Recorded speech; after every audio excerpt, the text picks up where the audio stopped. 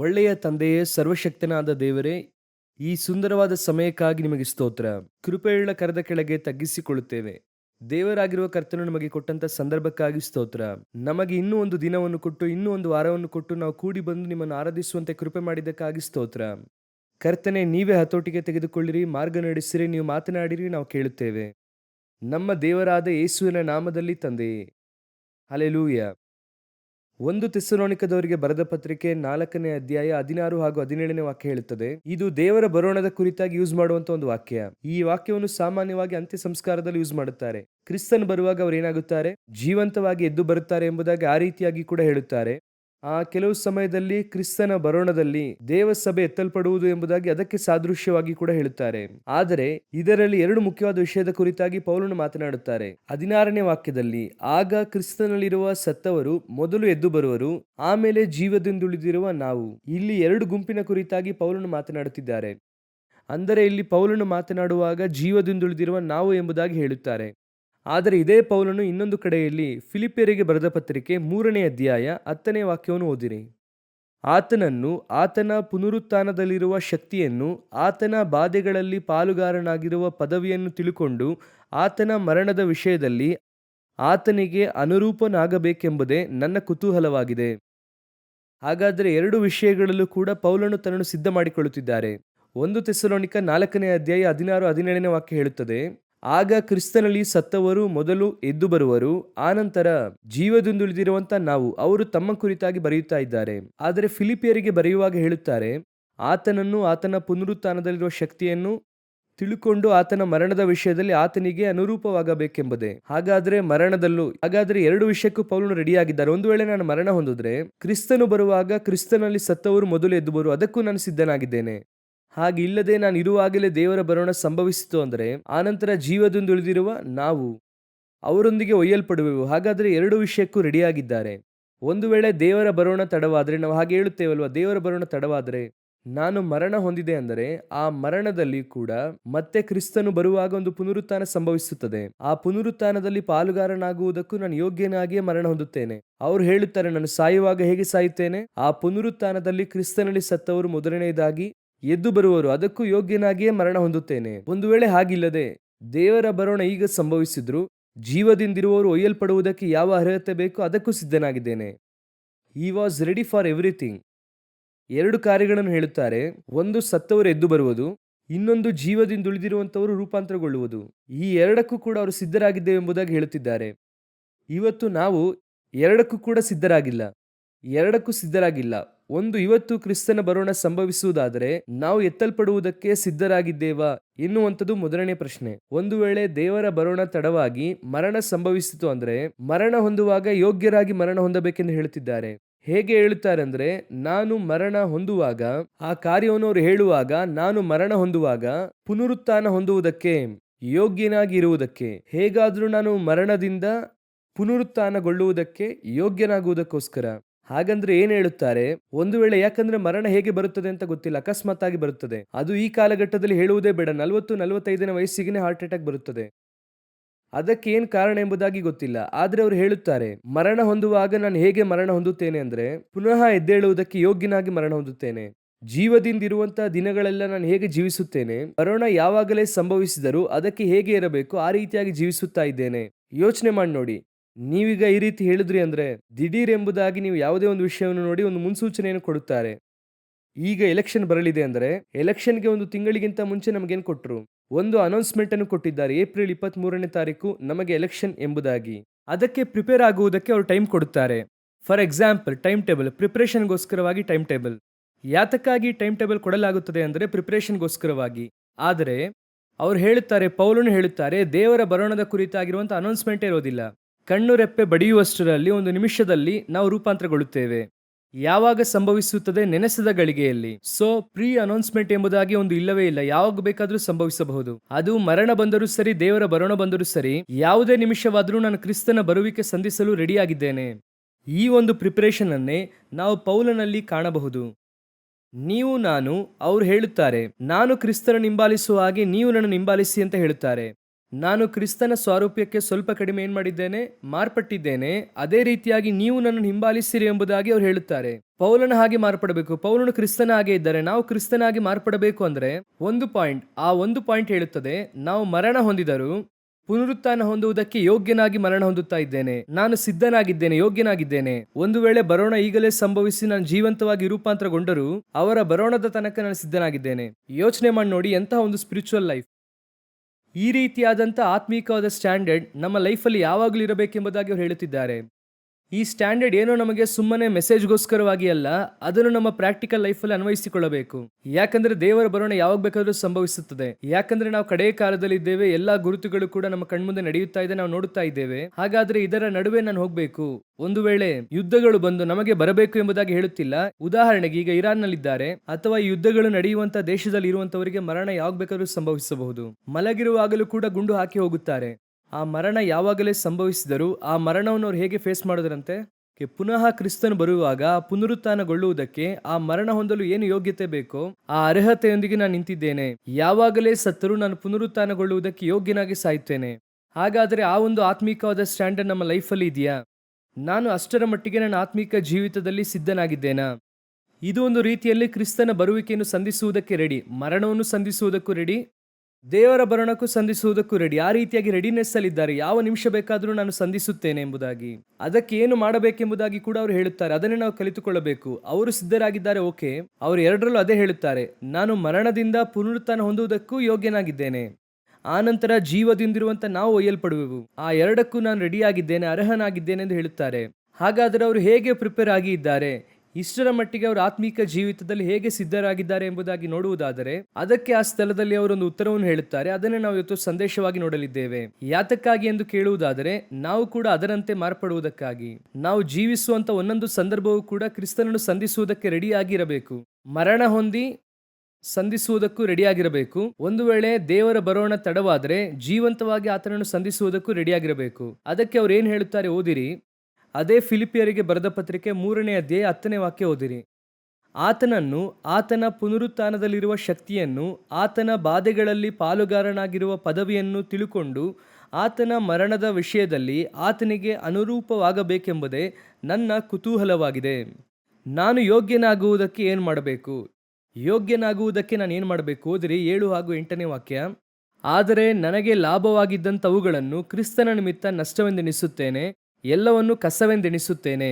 ಇದು first point. ಇದು ವಾಕ್ಯ ಓದುವುದಕ್ಕೆ ನೋಡುವಾಗ ಈಸಿಯಾಗಿ ಇರುತ್ತದೆ, ನಷ್ಟವೆಂದು ಎಣಿಸುತ್ತೇನೆ ಎನ್ನುವಂಥದ್ದು. ಆದರೆ ನಷ್ಟವೆಂದು ಬಿಡುವಂಥದ್ದು ಅದು ಬಹಳ ಸುಲಭವಾದ ಕಾರ್ಯವ, ಕಷ್ಟವಾದ ಕಾರ್ಯವ ಎಂಬುದಾಗಿ ನೋಡುವುದಾದರೆ ಗಮನಿಸಿರಿ. ಅವರು ಯಾವುದನ್ನು ನಷ್ಟವೆಂದು ಬಿಡುತ್ತಾ ಇದ್ದಾರೆ ಎಂಬುದಾಗಿ ನೋಡುವುದಾದರೆ 7ನೇ ವಾಕ್ಯವನ್ನು ಓದಿರಿ. ಆದರೆ ನನಗೆ ಲಾಭವಾಗಿದ್ದಂಥವುಗಳನ್ನು ಕ್ರಿಸ್ತನ ನಿಮಿತ್ತ ನಷ್ಟವೆಂದೆಣಿಸುತ್ತೇನೆ, ಯಾವುದು ನನ್ನನ್ನು ಮರಣ ಹೊಂದಿ ಪುನರುತ್ಥಾನಗೊಳ್ಳುವುದಕ್ಕೆ ಯೋಗ್ಯನಾಗಿ ಮಾಡುತ್ತದೆ ಎಂಬುದಾಗಿ ನೋಡುವುದಾದರೆ ನನಗೆ ಲಾಭವಾಗಿದ್ದಂಥವುಗಳನ್ನು ನಾನು ನಷ್ಟವೆಂದು ಬಿಡುತ್ತೇನೆ, ಅದೇ ನನ್ನನ್ನು ಅರ್ಹನಾಗಿ ಮಾಡುತ್ತದೆ, ಅದೇ ನನ್ನನ್ನು ಅರ್ಹನಾಗಿ ಮಾಡುತ್ತದೆ ಎಂಬುದಾಗಿ ಕೇಳುವುದಾದರೆ ನಾನೀಗ ಸಾಯಬೇಕು, ಕ್ರಿಸ್ತನಲ್ಲಿ ನಾನು ಸಾಯಬೇಕು. ಸಾಯುವುದಕ್ಕೆ ನನ್ನ ಬಳಿ ಕ್ವಾಲಿಫಿಕೇಶನ್, ಯಾವ ಕ್ವಾಲಿಫಿಕೇಶನ್ ಅನ್ನು ಅವರು ನನ್ನಿಂದ ಎಕ್ಸ್ಪೆಕ್ಟ್ ಮಾಡುತ್ತಾರೆ ಅಂದರೆ ನನಗೆ ಲಾಭವಾಗಿ ನಾನು ಕೆಲವನ್ನು ಇಟ್ಟುಕೊಂಡಿದ್ದೇನೆ. ಅದೇನೆಂಬುದಾಗಿ ಅದರ ಹಿಂದಿನ ವಾಕ್ಯದಲ್ಲಿ ಅವರು ಬರೆಯುತ್ತಾರೆ. ನಾನು ಇಸ್ರಾಯೇಲನು, ನಾನು ಹಿಬ್ರಿಯನು, ಧರ್ಮಶಾಸ್ತ್ರದಲ್ಲಿ ಹೇಳಿರುವ ನೀತಿಯನ್ನು ನೋಡಿದರೆ ನಾನು ನಿರ್ದೋಷಿ, ನೇಮ ನಿಷ್ಠೆಗಳನ್ನು ನೋಡಿದರೆ ನಾನು ಪರಿಸಾಯನು, ಮತಾಸಕ್ತಿಯನ್ನು ನೋಡಿದರೆ ನಾನು ಕ್ರೈಸ್ತ ಸಭೆ ಹಿಂಸಕನು. ಈ ರೀತಿ ಬರೀತಾರೆ. ಇದೆಲ್ಲವೂ ಕೂಡ ನಿಜವಾಗಿ ಅವರಿಗೆ ಲಾಭ. ಏನು ಲಾಭ ಎಂಬುದಾಗಿ ಕೇಳುವುದಾದರೆ ಈಗ ಫಾರ್ ಎಕ್ಸಾಂಪಲ್ ನಿಮಗೆ ಹೇಳುತ್ತೇನೆ, ಪೌಲನು ಈಗ ಪ್ರಧಾನವಾಗಿ ಆರಂಭ ಘಟ್ಟದಲ್ಲಿ ಯಹೂದ್ಯರ ಮಧ್ಯದಲ್ಲಿಯೇ ಸೇವೆ ಮಾಡುತ್ತಾ ಇದ್ದರು. ಆದರೆ ಅವರು ಕರೆಯಲ್ಪಟ್ಟದ್ದು ಬೇರೆ ಒಂದು ಕರೆಯುವಿಕೆಗೆ. ಆದರೆ ಆರಂಭಿಸುವಾಗ ಅವರು ಆರಂಭದಲ್ಲಿ ದೇವಾಲಯದಲ್ಲಿ ಹೋಗಿ ಪ್ರಸಂಗ ಮಾಡಿದರು, ಯಹೂದ್ಯರ ಮಧ್ಯೆ ತರ್ಕ ಮಾಡಿದರು. ಆರಂಭದಲ್ಲಿ ನೋಡುವುದಾದರೆ ಈ ರೀತಿಯಾಗಿ ಇರುತ್ತದೆ. ಪೌಲನಿಗೆ ಈಗ ಯಾವುದು ಲಾಭ ಎಂಬುದಾಗಿ ನೋಡುವುದಾದರೆ ಒಬ್ಬ ಇಬ್ರಿಯನಾಗಿದ್ದರೆ ಅವನು ಹೋಗಿ ಇಬ್ರಿಯರ ಮಧ್ಯದಲ್ಲಿ ಮಾತನಾಡುವಂಥದ್ದು ಈಸಿ. ಹೌದು ತಾನೇ, ಇಬ್ರಿಯರ ಮಧ್ಯದಲ್ಲಿ ಮಾತನಾಡುವುದು ಈಸಿ. ಪರಿಸಾಯರು ಸದ್ದುಕಾಯರು ಇಬ್ಬರು ಇದ್ದಾರೆ. ಈಗ ಪರಿಸಾಯರೊಂದಿಗೆ ಮಾತನಾಡಬೇಕಂದ್ರೆ ಇವರು ನಾನು ಪರಿಸಾಯ ಎಂಬುದಾಗಿ ಹೇಳಿದ್ರೆ ಏನ್ ಮಾಡಬಹುದು? ಈಸಿಯಾಗಿ ಹೋಗಿ ಮಾತನಾಡಬಹುದು. ಡೋರ್ಸ್ ಓಪನ್, ನಾವೇನ್ ಹೇಳುತ್ತೇವೆ, ಡೋರ್ ಓಪನ್ ಆಗಿದೆ ಎಂಬುದಾಗಿ ಹೇಳುತ್ತೇವೆ. ಪೌಲನು ಈಗ ಹೇಳುತ್ತಾರೆ, ನನಗೆ ಇದು ಲಾಭವಾದಂಥವುಗಳು. ಒಂದು ರೀತಿಯಾಗಿ ಮಿನಿಸ್ಟ್ರಿಯಲ್ಲಿ ನನಗೆ ಇದು ಏನಾಗಿದೆ? ಲಾಭ. ಆದರೆ ನಾನು ಅದನ್ನು ಹೇಗೆ ನೋಡುತ್ತೇನೆ ಅಂದರೆ ನಷ್ಟವಾಗಿ ನೋಡುತ್ತೇನೆ. ಯಾಕೆ ನಷ್ಟವಾಗಿ ನೋಡುತ್ತೇನೆ ಅಂದರೆ ನಾನು ಕ್ರಿಸ್ತನಲ್ಲಿ ಮರಣ ಹೊಂದುವುದಕ್ಕೆ ಇವುಗಳು ನನಗೆ ತಡೆಯಾಗಿದೆ. ಇದು ನನಗೆ ನಷ್ಟ. ಹೇಗೆ ಹೇಳುತ್ತಾ ಇದ್ದೀರಾ ಎಂಬುದಾಗಿ ಕೇಳುವುದಾದರೆ ಗಮನಿಸಿರುವ ಉದಾಹರಣೆಗೆ, ನಮ್ಮೆಲ್ಲರ ಬಳಿಯಲ್ಲೂ ಕೂಡ ಈಗ ಪೌಲನಿಗೆ ಇದ್ದ ಹಾಗೆ ಲಾಭವಾದಂತವುಗಳಿದೆ, ಒಂದು ಕ್ವಾಲಿಫಿಕೇಶನ್ ಇದೆ. ಅದನ್ನು ಹೋಗಿ ಈಗ ಒಂದು ಸ್ಥಳಕ್ಕೆ ಹೋಗುವಾಗ ನೀವು ಯಾವ ಊರು ಎಂದು ಹೇಳಿದ ಕೂಡಲೇ ನಾನು ತುಮಕೂರು ಎಂಬುದಾಗಿ ಹೇಳಿದ ಕೂಡಲೇ ಆಟೋಮೆಟಿಕ್ ಆಗಿ ಡೋರ್ ಏನಾಗುತ್ತದೆ, ಓಪನ್ ಆಗುತ್ತದೆ. ಇದೇ ನೀವು ಹೊರದೇಶಕ್ಕೆ ಹೋಗುವಾಗ ಅಲ್ಲಿ ಕನ್ನಡಿಗರಿದ್ದಾರೆ, ಅವರ ಮಧ್ಯದಲ್ಲಿ ಹೋಗುವಾಗ ನಾನು ಕನ್ನಡಿಗ, ನೀವು ಕನ್ನಡಿಗರ, ಹಾಗಾದ್ರೆ ಒಂದು ಡೋರ್ ಓಪನ್ ಆಗುತ್ತದೆ ಅಲ್ವಾ? ಇದು ನೋಡುವುದಕ್ಕೆ ನಮಗೆ ಹೇಗಿದೆ? ಲಾಭ. ಹೌದು, ಕರೆಕ್ಟ್. ನಮ್ಮ ಪ್ರಕಾರವಾಗಿ ಮಿನಿಸ್ಟ್ರಿಯಲ್ಲಿ ಇದು ನೋಡುವುದಾದರೆ ಲಾಭವೇ. ಅವರು ಅದನ್ನೇ ಬರೆಯುತ್ತಾರೆ, ನನಗೆ ಇದು ಲಾಭ ಎಂಬುದಾಗಿ. ಆದರೆ ನಾನು ಮರಣ ಹೊಂದಿದವರಿಂದ ಪುನರುತ್ಥಾನಗೊಳ್ಳುವುದಕ್ಕೆ ಇದು ನನಗೇನಾಗಿದೆ? ನನಗೆ ನಷ್ಟವಾಗಿ ಇದೆ. ಯಾಕೆ? ನಾನಿನ್ನೂ ಕೂಡ ತುಮಕೂರವನೇ ಆಗಿದ್ದೇನೆ. ನನ್ನೊಳಗೆ ಇನ್ನೂ ಕೂಡ ಆ ಭಾಷೆಯ ಕುರಿತಾದಂಥ ಒಂದು ವೈರಾಗ್ಯ, ಒಂದು ಹಿಡಿತ ನನ್ನಲ್ಲಿ ಇನ್ನೂ ಅಧಿಕವಾಗಿ ಇದೆ. ಯೇಸು ಹೇಳುತ್ತಾರೆ, ನೀವು ಲೋಕದವರು ಅಲ್ಲದೇ ಇರುವುದರಿಂದ ಈ ಲೋಕದಲ್ಲಿರುವಂಥ ಯಾವುದೇ ಗುರುತು ನಿಮ್ಮಲ್ಲಿ ಇರಬಾರದು. ನೀವು ಯಾವ ಗುರುತಿಗೂ ಕೂಡ ಒಳಪಟ್ಟವನು ಅಲ್ಲ. ನೀವು ಯಾರೆಂಬುದಾಗಿ ಕೇಳುವುದಾದರೆ ನೀವು ದೇವರ ಸ್ವಾರೂಪ್ಯವುಳ್ಳವರಾಗಿ ಮಾರ್ಪಡಬೇಕಾದವರು. ನೀವೀಗ ಕ್ರಿಸ್ತನನ್ನು ಯಹೂದ್ಯನಾಗಿ ನೋಡಿದ್ರೆ ನಿಮ್ಮ ದೇವರಾಗಿ ಅಂಗೀಕರಿಸುವುದಕ್ಕಾಗಲ್ಲ. ಕ್ರಿಸ್ತನನ್ನು ಇಸ್ರಾಯೇಲನಾಗಿ ನೋಡಿದ್ರೆ ನಿಮ್ಮ ದೇವರಾಗಿ ಅಂಗೀಕರಿಸುವುದಕ್ಕೆ ಆಗಲ್ಲ. ಕ್ರಿಸ್ತನನ್ನು ನಾವು ದೇವರಾಗಿ ನೋಡುವುದರಿಂದ ಅವರಿಗೂ ನಮ್ಮ ಮಧ್ಯೆ ಯಾವುದೇ ಗ್ಯಾಪ್ ಬರುವುದಿಲ್ಲ. ಅರ್ಥವಾಗ್ತಿದೆಯಾ ನಿಮಗೆ? ನೀವು ಇಬ್ರಿಯ ದೇವರನ್ನಾಗಿ ನೋಡುವುದಾದ್ರೆ ಇಂಡಿಯಾ ದೇವರಾಗಿ ನೀವು ಸ್ವೀಕರಿಸುವುದಕ್ಕಾಗಲ್ಲ. ಅವರನ್ನು ಇಂಡಿಯಾ ದೇವರನ್ನಾಗಿಯೂ ನೋಡಬಾರ್ದು, ಕನ್ನಡ ದೇವರನ್ನಾಗಿಯೂ ನೋಡಬಾರ್ದು, ಯೆರೂಸಲೇಮ್ ದೇವರಾಗಿ ಕೂಡ ನೋಡಬಾರ್ದು. ಅವರು ಲೋಕದ ದೇವರಲ್ಲ, ಅವರು ಉನ್ನತ ದೇವರು. ಈ ಸ್ವಾರೂಪ್ಯವನ್ನು ನಾವು ಹೊಂದಿಕೊಳ್ಳುವುದಕ್ಕಾಗಿ ಈಗ ನಿಮ್ಮನ್ನು ನನ್ನನ್ನೊಂದು ಟ್ಯಾಗಲ್ಲಿ ತರುವುದೇ ಸೈತಾನನ ದೊಡ್ಡ ತಂತ್ರ. ಸೈತಾನನ ತಂತ್ರದಲ್ಲೇ ದೊಡ್ಡ ತಂತ್ರ ಏನಂದ್ರೆ ಒಂದು ಟ್ಯಾಗ್ ಒಳಗೆ ತರುವಂಥದ್ದು. ನಿಮ್ಮನ್ನು ಹಾಗೆ ಆ ಟ್ಯಾಗಲ್ಲಿ ಸರಿಸಿ ಕೊಂಡೋಗುತ್ತಾನೆ. ನಾನು ಯಾವಾಗಲೂ ಹೇಳುತ್ತೇನೆ, ನಿಮ್ಮನ್ನಿಟ್ಟು ನಿಮ್ಮ ಹೆಸರಿನಲ್ಲಿ ಒಂದು ಬ್ರ್ಯಾಂಡ್ ಈ ಲೋಕದಲ್ಲಿ ಉಂಟಾಗಬಾರ್ದು. ಇವರು ಹೀಗೇನೆ, ಮಿನಿಸ್ಟ್ರಿಯಲ್ಲಿ ಬ್ರ್ಯಾಂಡ್ ಇದೆ. ಹೇಗೆ ಅಂದರೆ ಅವರು ಪಾಸ್ಟರು, ಇವರು ಇವಾಂಜಲಿಸ್ಟು, ಪ್ರಾಫೆಟು. ಅದು ಬೇರೆ, ಅದು ಕರುವಿಕೆ, ಅದು ಹಾಗೆ ಬರುತ್ತದೆ. ಅದನ್ನು ಬದಲಾಯಿಸುವುದಕ್ಕಾಗಲ್ಲ. ನಾನು ಹೇಳುವುದು ನಿಮಗೆ ಅರ್ಥವಾಗ್ತಿದೆಯಾ? ಆದರೆ ಈ ಬ್ರ್ಯಾಂಡ್ ಬರಬಾರ್ದು. ಇವರು ಇಂಡಿಯಾದವರು, ಅವರು ಕನ್ನಡಿಗ, ಇವರು ತಮಿಳಿಯರು, ಅವರು ತೆಲುಗುನವರು, ಮಲಯಾಳದವರು. ಈ ರೀತಿಯಾದ ಬ್ರ್ಯಾಂಡು ನಿಮ್ಮ ಮೇಲೆ ಬೀಳುತ್ತಾ ಇದೆ ಅಂದ್ರೆ ನೀವು ಇನ್ನೂ ಕೂಡ ಯಾರಾಗಿದ್ದೀರಾ ಎಂಬುದಾಗಿ ನೋಡುವುದಾದರೆ ಕ್ರಿಸ್ತನ ಸಾರೂಪ್ಯಕ್ಕೆ ತಕ್ಕ ಹಾಗೆ ನೀವು ಮಾರ್ಪಟ್ಟಿಲ್ಲ ಎಂಬುದಾಗಿ ಅರ್ಥ. ಆದರೆ ಅದು ಲಾಭ, ಕನ್ಫರ್ಮ್ ಆಗಿ ಲಾಭ. ಅಲ್ಲಿ ಹೋಗಿ ಸೇವೆ ಮಾಡುವುದಕ್ಕೆ ಅದು ಏನಾಗಿದೆ? ಅವರು ಇಲ್ಲಿ ಅದೇ ಬರೆಯುತ್ತಾರೆ, ಯಾರನ್ನಾದರೂ ಆದಾಯ ಮಾಡುವುದಕ್ಕೆ ಎಂಬುದಾಗಿ. ಹೌದು, ಇಟ್ಸ್ ಎ ಪ್ರಾಫಿಟ್. ಆದರೆ ಅವರು ಹೇಳುತ್ತಾರೆ, ಇದು ಯಾಕೆ ನನಗೆ ನಷ್ಟವಾಗಿದೆ ಅಂದರೆ ನಾನು ಕ್ರಿಸ್ತನಲ್ಲಿ ಮರಣ ಹೊಂದಿ ಪುನರುತ್ಥಾನ ಹೊಂದಿ ಆತನ ಸಾರೂಪ್ಯವುಳ್ಳವನಾಗುವುದಕ್ಕೆ ಇದು ನನಗೇನಾಗಿದೆ? ತಡೆಯಾಗಿ ಇದೆ. ಯಾಕಂದ್ರೆ ನಾನು ಯಹೂದ್ಯನೂ ಅಲ್ಲ, ನಾನು ಗ್ರೀಕನೂ ಅಲ್ಲ, ನಾನು ಯಾರು ಕೂಡ ಅಲ್ಲ, ನಾನು ದೇವರ ಮಗನು. ಈ ಸ್ವಾರೂಪ್ಯವು ನಮ್ಮಲ್ಲಿ ಬರಬೇಕು. ಇದುವೇ ಮರಣ ಹೊಂದಿದವರಾಗಿ ಹೇಗಾದರೂ ಪುನರುತ್ಥಾನಗೊಳ್ಳುವುದಕ್ಕೆ. ಆ ಮರಣದ ಸ್ವಾರೂಪ್ಯ ಬಂದಾಗ ಮಾತ್ರವೇ. ಈಗ ನೀವು ನೋಡಿರಿ, ಒಂದು ಉದಾಹರಣೆಗೆ ಹೇಳುತ್ತೇನೆ. ನೀವೀಗ ಯಾರನ್ನು ಬೇಕಾದ್ರೂ ತೆಗೆದುಕೊಳ್ಳಿರಿ, ಡಾಕ್ಟರ್ಸ್, ಇಂಜಿನಿಯರ್, ಆನಂತರ ಯಾವುದೇ ಜಾತಿಯವರಾಗಿರಲಿ, ಯಾವುದೇ ಭಾಷೆಯವರಾಗಿರಲಿ, ನೋಡಿ, ಸತ್ತ ಮೇಲೆ ಅವರಿಗೆ ಹೆಸರು ಕಾಮನ್ ಆಗಿ ಬಾಡಿ. ಹೌದು ತಾನೆ? ಅಲ್ಲಿ ಹೋಗಿ ನಾವೇನು ಕೇಳುತ್ತೇವೆ? ಡಾಕ್ಟರ್ ಬಾಡಿ ಬಂದಿದೆಯಾ, ಇಂಜಿನಿಯರ್ ಬಾಡಿ ಇದೆಯಾ ಎಂಬುದಾಗಿ ಕೇಳುವುದಿಲ್ಲ. ಬಾಡಿ ಅಷ್ಟೇ, ಅದರ ಹೆಸರು ಹೆಣ. ಕೆಲಸ ಮುಗಿಯಿತು. ಆ ಹೆಣಕ್ಕೆ ಏನಿಲ್ಲ, ಈಗ ಯಾವುದೇ ಸ್ವಾರೂಪ್ಯವೂ ಕೂಡ ಇಲ್ಲ. ಆ ಹೆಣವನ್ನು ನೋಡಿ ನೀವು ಹೇಳುವುದಕ್ಕಾಗಲ್ಲ. ಡಬಲ್ ಡಿಗ್ರಿ ಓದಿದವರು ಎಂಬುದಾಗಿ ಹೇಳುವುದಿಲ್ಲ. ಡಿಗ್ರಿ ಓದಿದವರೇ, ಆದರೆ ಈಗ ಏನಾಗಿದ್ದಾರೆ? ಹೆಣವಾಗಿ ಇದ್ದಾರೆ. ಅದಕ್ಕೆ ಯಾವುದೇ ಸ್ವಾರೂಪ್ಯವನ್ನು ನೀವು ಹಚ್ಚುವುದಕ್ಕಾಗಲ್ಲ. ಅದನ್ನು ಹೊರತುಪಡಿಸಿ ಎಲ್ಲರೂ ಕೂಡ ಹೇಗೆ ಉಣ್ಣಿಡುತ್ತಾರೆ ಅದೇ ರೀತಿಯಾಗಿ ಉಣ್ಣಿಡುತ್ತೀರ ಅಷ್ಟೇನೆ. ಇದುವೇ ಮರಣಕ್ಕೆ ಒಳಗಾಗಿ ಪುನರುತ್ಥಾನಕ್ಕೆ ಯೋಗ್ಯನಾಗಿರುವಂಥದ್ದು. ಹಾಗಾದರೆ ನಾವಿಲ್ಲಿರುವಾಗಲೇ ಆತನ ಸ್ವಾರೂಪ್ಯ ನಮ್ಮಲ್ಲಿ ಬರಬೇಕೆಂದು ಬಯಸುತ್ತಿದ್ದಾರೆ. ನನ್ನನ್ನು ಯಾವುದೇ ವಿಧದಲ್ಲೂ ನೀವು ಟ್ಯಾಕ್ ಮಾಡುವುದಕ್ಕಾಗಲ್ಲ, ಟ್ಯಾಕ್ ಮಾಡಲೂ ಬಾರದು. ನನ್ನ ನಷ್ಟವನ್ನು ಬಿಡಿರಿ. ನನಗೆ ಕೆಲವು ವಿಷಯಗಳು ಲಾಭವಾಗಿ ಇತ್ತು. ಅವರಲ್ಲಿ ಹೇಳುತ್ತಾರೆ, ನನ್ನ ಪ್ರಕಾರವಾಗಿ ಇವೆಲ್ಲ ಲಾಭ. ಇದೆಲ್ಲ ಇಟ್ಟುಕೊಂಡು ನನ್ನಿಂದ ಮಿನಿಸ್ಟ್ರಿ ಮಾಡುವುದಕ್ಕೆ ಸಾಧ್ಯ.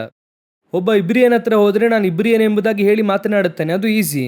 ಒಬ್ಬ ಗ್ರೀಕನ ಹತ್ರ ಹೋದರೆ ಗ್ರೀಕನ್ ಅನ್ನುತ್ತೇನೆ, ರೋಮನ್ ಹತ್ರ ಹೋದರೆ ರೋಮನ್ ಪ್ರಜೆ ಎಂಬುದಾಗಿ ಹೇಳುತ್ತೇನೆ. ಆದರೆ ಅವನು ನನ್ನನ್ನು ರೋಮನನ್ನಾಗಿ ನೋಡಿದ್ರೆ ಕಷ್ಟ. ಪೌಲನನ್ನು ರೋಮನನ್ನಾಗಿ ನೋಡಿದೆ ಅಂದರೆ ನನಗೆ ನನ್ನ ಅಪೊಸ್ತಲನಾಗಿ ನೋಡೋಕ್ಕಾಗಲ್ಲ. ಪೌಲನನ್ನು ಬೆನ್ಯಾಮಿನ್ ಕುಲದವನನ್ನಾಗಿ ನೋಡಿದ್ರೆ ಯಹೂದಿಯ ಕುಲದವರು ಅಕ್ಸೆಪ್ಟ್ ಮಾಡುವುದಿಲ್ಲ. ಹೌದು ತಾನೆ? ಪರಿಸಾಯನನ್ನಾಗಿ ನೋಡಿದ್ರೆ ಸದುಕಾಯರು ಸುವಾರ್ತೆಯನ್ನು ಕೇಳುವುದಿಲ್ಲ. ಅವರೀಗ ಹೇಳುತ್ತಾರೆ, ನನ್ನ ಮೇಲೆ ಇರುವಂಥದ್ದು ಯಾವುದು ಕೂಡ ನನಗೆ ಬೇಡ ಅಪ್ಪ, ನನ್ನನ್ನು ಬಿಟ್ಬಿಡಿ, ನನಗೆ ಇದೆಲ್ಲ ಏನೂ ಇಲ್ಲ. ಅವರು ಈಗ ಯಾವ ರೀತಿಯಾಗಿ ಮಾರ್ಪಡುತ್ತಾರೆ ಎಂಬುದಾಗಿ ನೋಡಿರಿ. ರೋಮಾಪುರದವರಿಗೆ ಬರೆದ ಪತ್ರಿಕೆ 11ನೇ ಅಧ್ಯಾಯ 13ನೇ ವಾಕ್ಯ ಓದಿರಿ. ಅನ್ಯ ಜನರಾಗಿರುವ ನಿಮ್ಮ ಸಂಗಡ ಮಾತಾಡುತ್ತೇನೆ, ನಾನು ಅನ್ಯ ಜನರಿಗೆ ಅಪೊಸ್ತಲನಾಗಿರಲಾಗಿ.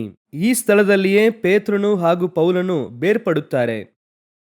ಪೌಲನು ಪೇತ್ರನು ಬೇರ್ಪಡುತ್ತಾರೆ. ಯಾವುದರಲ್ಲಿ ಬೇರ್ಪಡುತ್ತಾರೆ ಅಂದರೆ, ನಾನು ಅನ್ಯ ಜನರಿಗೆ ಅಪೋಸ್ತಲನು, ಹಾಗಿರುವುದರಿಂದ ನೀವು ನನ್ನನ್ನು ಕರ್ಕೊಂಡು ಹೋಗಿ ಇಸ್ರಾಯೇಲ್ಯರ ಸೇವಕನೆಂಬುದಾಗಿ ಏನ್ ಮಾಡಕ್ಕಾಗಲ್ಲ, ಟ್ಯಾಗ್ ಮಾಡಕ್ಕಾಗಲ್ಲ. ಆದರೆ ಗಲಾತ್ಯದಲ್ಲಿ ಅವರು ಹೇಳುತ್ತಾರೆ, ಗಲಾತ್ಯದವರಿಗೆ 2:7 ಓದಿರಿ. ಸುನ್ನತಿಯಾದವರಲ್ಲಿ ಅಪೋಸ್ತಲತನವನ್ನು ನಡೆಸುವುದಕ್ಕೋಸ್ಕರ ಪೇತ್ರನನ್ನು ಪ್ರೇರಿಸಿದಾತನು ಅನ್ಯ ಜನರಲ್ಲಿ ಅದನ್ನು ನಡೆಸುವುದಕ್ಕೆ ನನ್ನನ್ನು ಪ್ರೇರಿಸಿದ್ದನು.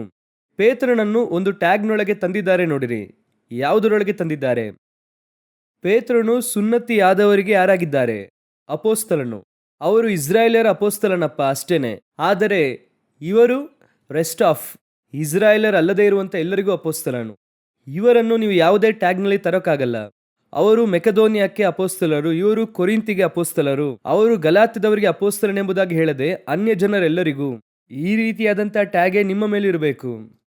ನಿಮ್ಮನ್ನು ಯಾವುದೇ ವಿಧದಲ್ಲೂ ಕೂಡ ಅಡ್ರೆಸ್ ಮಾಡಬಾರ್ದು. ಈ ಭೂಮಿಯಲ್ಲಿ ಯಾವುದೇ ಟ್ಯಾಗ್ ಮೂಲಕ ನಿಮ್ಮನ್ನು ಅಡ್ರೆಸ್ ಮಾಡಬಾರ್ದು. ಅವರು ಅಡ್ರೆಸ್ ಮಾಡುವುದಕ್ಕೆ ತೊಡಗುವಾಗ ಹಾಗೆ ಆರಂಭಿಸುತ್ತಾರೆ. ಈಗಲೂ ಹೇಳುತ್ತೇನೆ, ಅವರು ಹಾಗೆ ಆರಂಭಿಸುತ್ತಾರೆ. ಪೌಲನಿಗೂ ಹಾಗೆ ಆರಂಭದಲ್ಲಿ ಆರಂಭಿಸಿದ್ರು. ಪೌಲನು ನೋಡಿದ್ರು, ನೀವು ನನ್ನನ್ನು ತಪ್ಪು ಮಾಡುವಂತೆ ಮಾಡುತ್ತಾ ಇದ್ದೀರಿ ಅನ್ನುವಂಥ ತೀರ್ಮಾನಕ್ಕೆ ಅವರು ಬಂದರು. ಅದನ್ನು ಕೊಡವಿ ತಳ್ಳಿ ಹೋಗುತ್ತಲೇ ಇದ್ದರು. ಅವಶ್ಯವಿಲ್ಲ, ಹೋಗಪ್ಪ. ನೀನು ಇಬ್ರಿಯನು ಎಷ್ಟು ಓದಿದೀಯಾ? ಗಮಾಲಿಯಲನ ಪಾದದ ಬಳಿ ಓದಿದೀಯಾ? ಧರ್ಮಶಾಸ್ತ್ರವನ್ನು ಅರಿದು ಕುಡಿದಿದೆಯಾ? ಇದನ್ನು ಮಾತ್ರ ಇಟ್ಟುಕೊಂಡು ಇದೇ ಧರ್ಮಶಾಸ್ತ್ರಕ್ಕೆ ಅನುಸಾರವಾಗಿ ಹೋಗಿ ಇಸ್ರಾಯೇಲರ ಮುಂದೆ ಸೇವೆ ಮಾಡಿದ್ರೆ ಎಷ್ಟೆಲ್ಲ ಮಾಡ್ಬೋದು. ಅವನು ಹೇಳುತ್ತಾನೆ, ಧರ್ಮಶಾಸ್ತ್ರ ಇಟ್ಟುಕೊಂಡು ಇಸ್ರಾಯೇಲರಿಗೆ ಸೇವೆ ಮಾಡುವುದಕ್ಕಿಂತ ಧರ್ಮಶಾಸ್ತ್ರವನ್ನು ಬದಿಗಿಟ್ಟು ಇಡೀ ಲೋಕಕ್ಕೆ ಸೇವೆ ಮಾಡುತ್ತೇನೆ. ಈ ಟ್ಯಾಗೇ ಬಹಳ ಇಂಪಾರ್ಟೆಂಟ್. ಈ ಭಾವನೆ ನಿಮಗೆ ಬರಬೇಕು. ನಿಮ್ಮನ್ನು ಖಂಡಿತವಾಗಿ ಒಂದು ಸ್ಥಳದಲ್ಲಿ ಅವರು ಕಾರ್ನರ್ ಮಾಡುತ್ತಾರೆ. ಸೇವೆಯಲ್ಲಿ ಆರಂಭದಲ್ಲಿ ಬರುವಾಗ, ವಿಶ್ವಾಸಿಯಾಗಿ ಮಾರ್ಪಟ್ಟು ಬರುವಾಗ, ಇವತ್ತು ಕ್ರೈಸ್ತತ್ವದಲ್ಲೂ ಕೂಡ ಅದಿದೆ, ಇಲ್ಲ ಎಂಬುದಾಗಿ ಹೇಳುತ್ತಿಲ್ಲ, ಇದೆ. ಅಥವಾ ಯಾವುದೋ ಒಂದು ವಿಷಯವನ್ನು ಇಟ್ಟುಕೊಂಡು ನಿಮ್ಮನ್ನು ಕಾರ್ನರ್ ಮಾಡುತ್ತಾರೆ. ನಿಮ್ಮ ಊರನ್ನು ಇಟ್ಟುಕೊಂಡು ಅವರು ತುಮಕೂರಿನವರು, ಅವರು ದಾವಣಗೆರೆಯವರು, ಆ ರೀತಿ ಟ್ಯಾಗ್ ಮಾಡುತ್ತಾರೆ. ಇಲ್ಲ, ನಿಮ್ಮ ಭಾಷೆಯನ್ನು ಇಟ್ಟುಕೊಂಡು, ನೀವು ಯಾವ ಭಾಷೆಯವರಾಗಿದ್ದೀರೋ ನಿಮ್ಮ ಮಾತೃಭಾಷೆಯನ್ನು ಇಟ್ಟುಕೊಂಡು ಟ್ಯಾಗ್ ಮಾಡುತ್ತಾರೆ. ಎಲ್ಲವನ್ನು ಒಡೆದು ಹಾಕಿರಿ. ನಾನು ಯಾರಿಗೋಸ್ಕರವಾಗಿಯೂ ಕೂಡ ವೈಯಕ್ತಿಕವಾಗಿ ಅಲ್ಲ, ನಾನು ಎಲ್ಲರಿಗೂ ಎಲ್ಲವೂ ಆಗಿದ್ದೇನೆ. ಇದುವೇ ಮರಣಕ್ಕೆ ಒಳಪಡುವಂಥದ್ದು. ಆ ಹಿಂದಿನ ಸ್ವಾರೂಪ್ಯ ಕಂಪ್ಲೀಟ್ ಆಗಿ ನಮ್ಮನ್ನು ಬಿಟ್ಟು ಹೋಗಬೇಕು. ಇವರು ಇಂಥವರು ಎನ್ನುವಂಥ ಒಂದು ಸ್ವಾರೂಪ್ಯ ಹೋಗಬೇಕು. ಹಾಗೆ ಬೈಬಲನ್ನು ನೋಡಿರಿ, ಅವರ ಜರ್ನಿ ನೋಡಿರಿ. ಯೇಸು ಕ್ರಿಸ್ತನು ಆರಂಭಿಸುವಾಗ ಮರಿಯಳ ಮಗನು, ಬೆಸ್ತನ ಮಗನು. ಯಾಕಂದ್ರೆ ಆ ಕಾಲದಲ್ಲಿ ಅವರು ಮಾಡುತ್ತಾ ಇರುವಂತ ಉದ್ಯೋಗವನ್ನಿಟ್ಟೆ ಅವರನ್ನು ನಿರ್ಣಯಿಸುತ್ತಾ ಇದ್ದರು. ಅವರು ಈ ಕೆಲಸ ಮಾಡುತ್ತಾ ಇದ್ದಾರೆ, ಈ ಜಾತಿಯವರೆಂಬುದಾಗಿ ನಿರ್ಣಯಿಸುತ್ತಿದ್ದರು. ಯೇಸು ಕ್ರಿಸ್ತನನ್ನು ಈಗ ಎಲ್ಲಿ ನಿಲ್ಲಿಸುವುದಕ್ಕೆ ನೋಡುತ್ತಿದ್ದಾರೆ? ಅವರ ಕೆಲಸದಿಂದ ಅವರನ್ನು ಗುರುತಿಸುವುದಕ್ಕೆ ನೋಡುತ್ತಿದ್ದಾರೆ. ಯೇಸು ಕ್ರಿಸ್ತನು ಅದನ್ನು ಒಡೆಯುತ್ತಾರೆ, ಎಲ್ಲವನ್ನು ಕೂಡ ಒಡೆದು ಹಾಕುತ್ತಾರೆ. ಅದನ್ನೆಲ್ಲ ಒಡೆದು ಹಾಕಿ ಆನಂತರ ಕೇಳುತ್ತಾರೆ, ನೀವು ನನ್ನನ್ನು ಯಾರೆನ್ನುತ್ತೀರಿ? ಹಾಗೆ ಕೇಳುತ್ತಾರೆ. ಈಗ ಅವರು ಹೇಳುತ್ತಾರೆ, ದೇವರೇ, ನಿಮ್ಮನ್ನು ಸ್ನಾನಿಕನಾದ ಯೋಹಾನನೆಂದು, ನಿಮ್ಮನ್ನು ಯೆರೆಮೀಯನೆಂದು, ಪ್ರವಾದಿ ಎಂಬುದಾಗಿ ಇನ್ನೊಂದು ಟ್ಯಾಗ್ಲೈನ್ ಅನ್ನು ಅವರ ಮೇಲೆ ತರುತ್ತಾರೆ. ಏನ್ ಟ್ಯಾಗ್ ಹಾಕ್ತಿದ್ದಾರೆ? ಮಿನಿಸ್ಟ್ರಿಯ ಟ್ಯಾಗ್ಲೈನ್ ಅನ್ನು ಹಾಕುತ್ತಿದ್ದಾರೆ. ನೀವು ಯೆರೆಮೀಯನ ಹಾಗೆ ಸೇವೆ ಮಾಡುತ್ತಿದ್ದೀರಾ, ಸ್ನಾನಿಕನಾದ ಯೋಹಾನನ ಹಾಗೆ ಸೇವೆ ಮಾಡುತ್ತೀರಾ, ಅದನ್ನು ಒಡೆದು ಹಾಕುತ್ತಾರೆ. ಕಡೆಯದಾಗಿ ಕೇಳುತ್ತಾರೆ, ನೀವು ನನ್ನನ್ನು ಯಾರೆನ್ನುತ್ತೀರಿ? ಪರಲೋಕವು ಹೇಳುತ್ತದೆ, ನೀವು ಪರಾತ್ಪರನ ದೇವ ಕುಮಾರನು. ಇದುವೇ ಒರಿಜಿನಲ್ ಟ್ಯಾಗ್. ಈ ಟ್ಯಾಗು ಎಲ್ಲಿ ಬರುತ್ತದೆ? ಶಿಲುಬೆಯಲ್ಲಿ ಅವರು ಹಾಕಲ್ಪಟ್ಟಿರುವಾಗ ಆ ಶತಾಧಿಪತಿ ಯೇಸುವನ್ನು ನೋಡಿ ಹೇಳುತ್ತಾನೆ, ಇವರು ನಿಜವಾಗಿಯೂ ದೇವರ ಕುಮಾರನೆಂಬುದಾಗಿ. ಈ ಸ್ವಾರೂಪ್ಯವೇ ನಿಮ್ಮ ನನ್ನ ಮೇಲೆ ಬರಬೇಕು.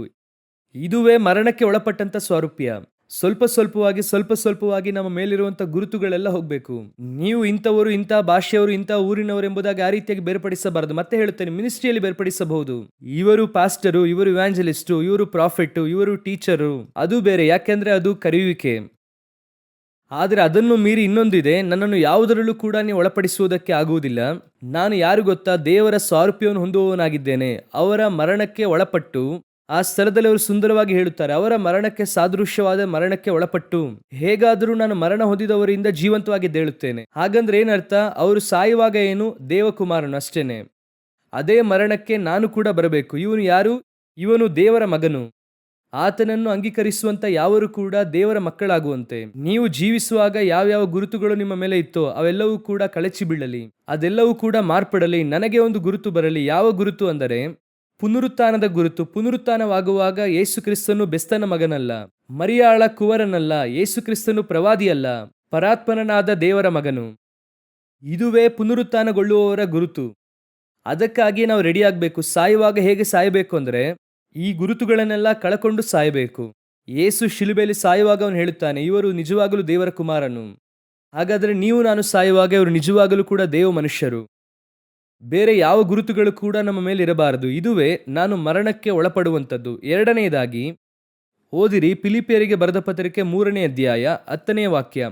ಆತನನ್ನು, ಆತನ ಪುನರುತ್ಥಾನದಲ್ಲಿರುವ ಶಕ್ತಿಯನ್ನು, ಆತನ ಬಾಧೆಗಳಲ್ಲಿ ಪಾಲುಗಾರನಾಗಿರುವ ಪದವಿಯನ್ನು ತಿಳುಕೊಂಡು ಆತನ ಮರಣದ ವಿಷಯದಲ್ಲಿ ಆತನಿಗೆ ಅನುರೂಪವಾಗಬೇಕೆಂಬುದೇ ನನ್ನ ಕುತೂಹಲವಾಗಿದೆ. ಹೇಗೆ ಆತನ ಮರಣ ವಿಷಯದಲ್ಲಿ ಆತನಿಗೆ ಅನುರೂಪವಾಗಬೇಕೆಂಬುದೇ.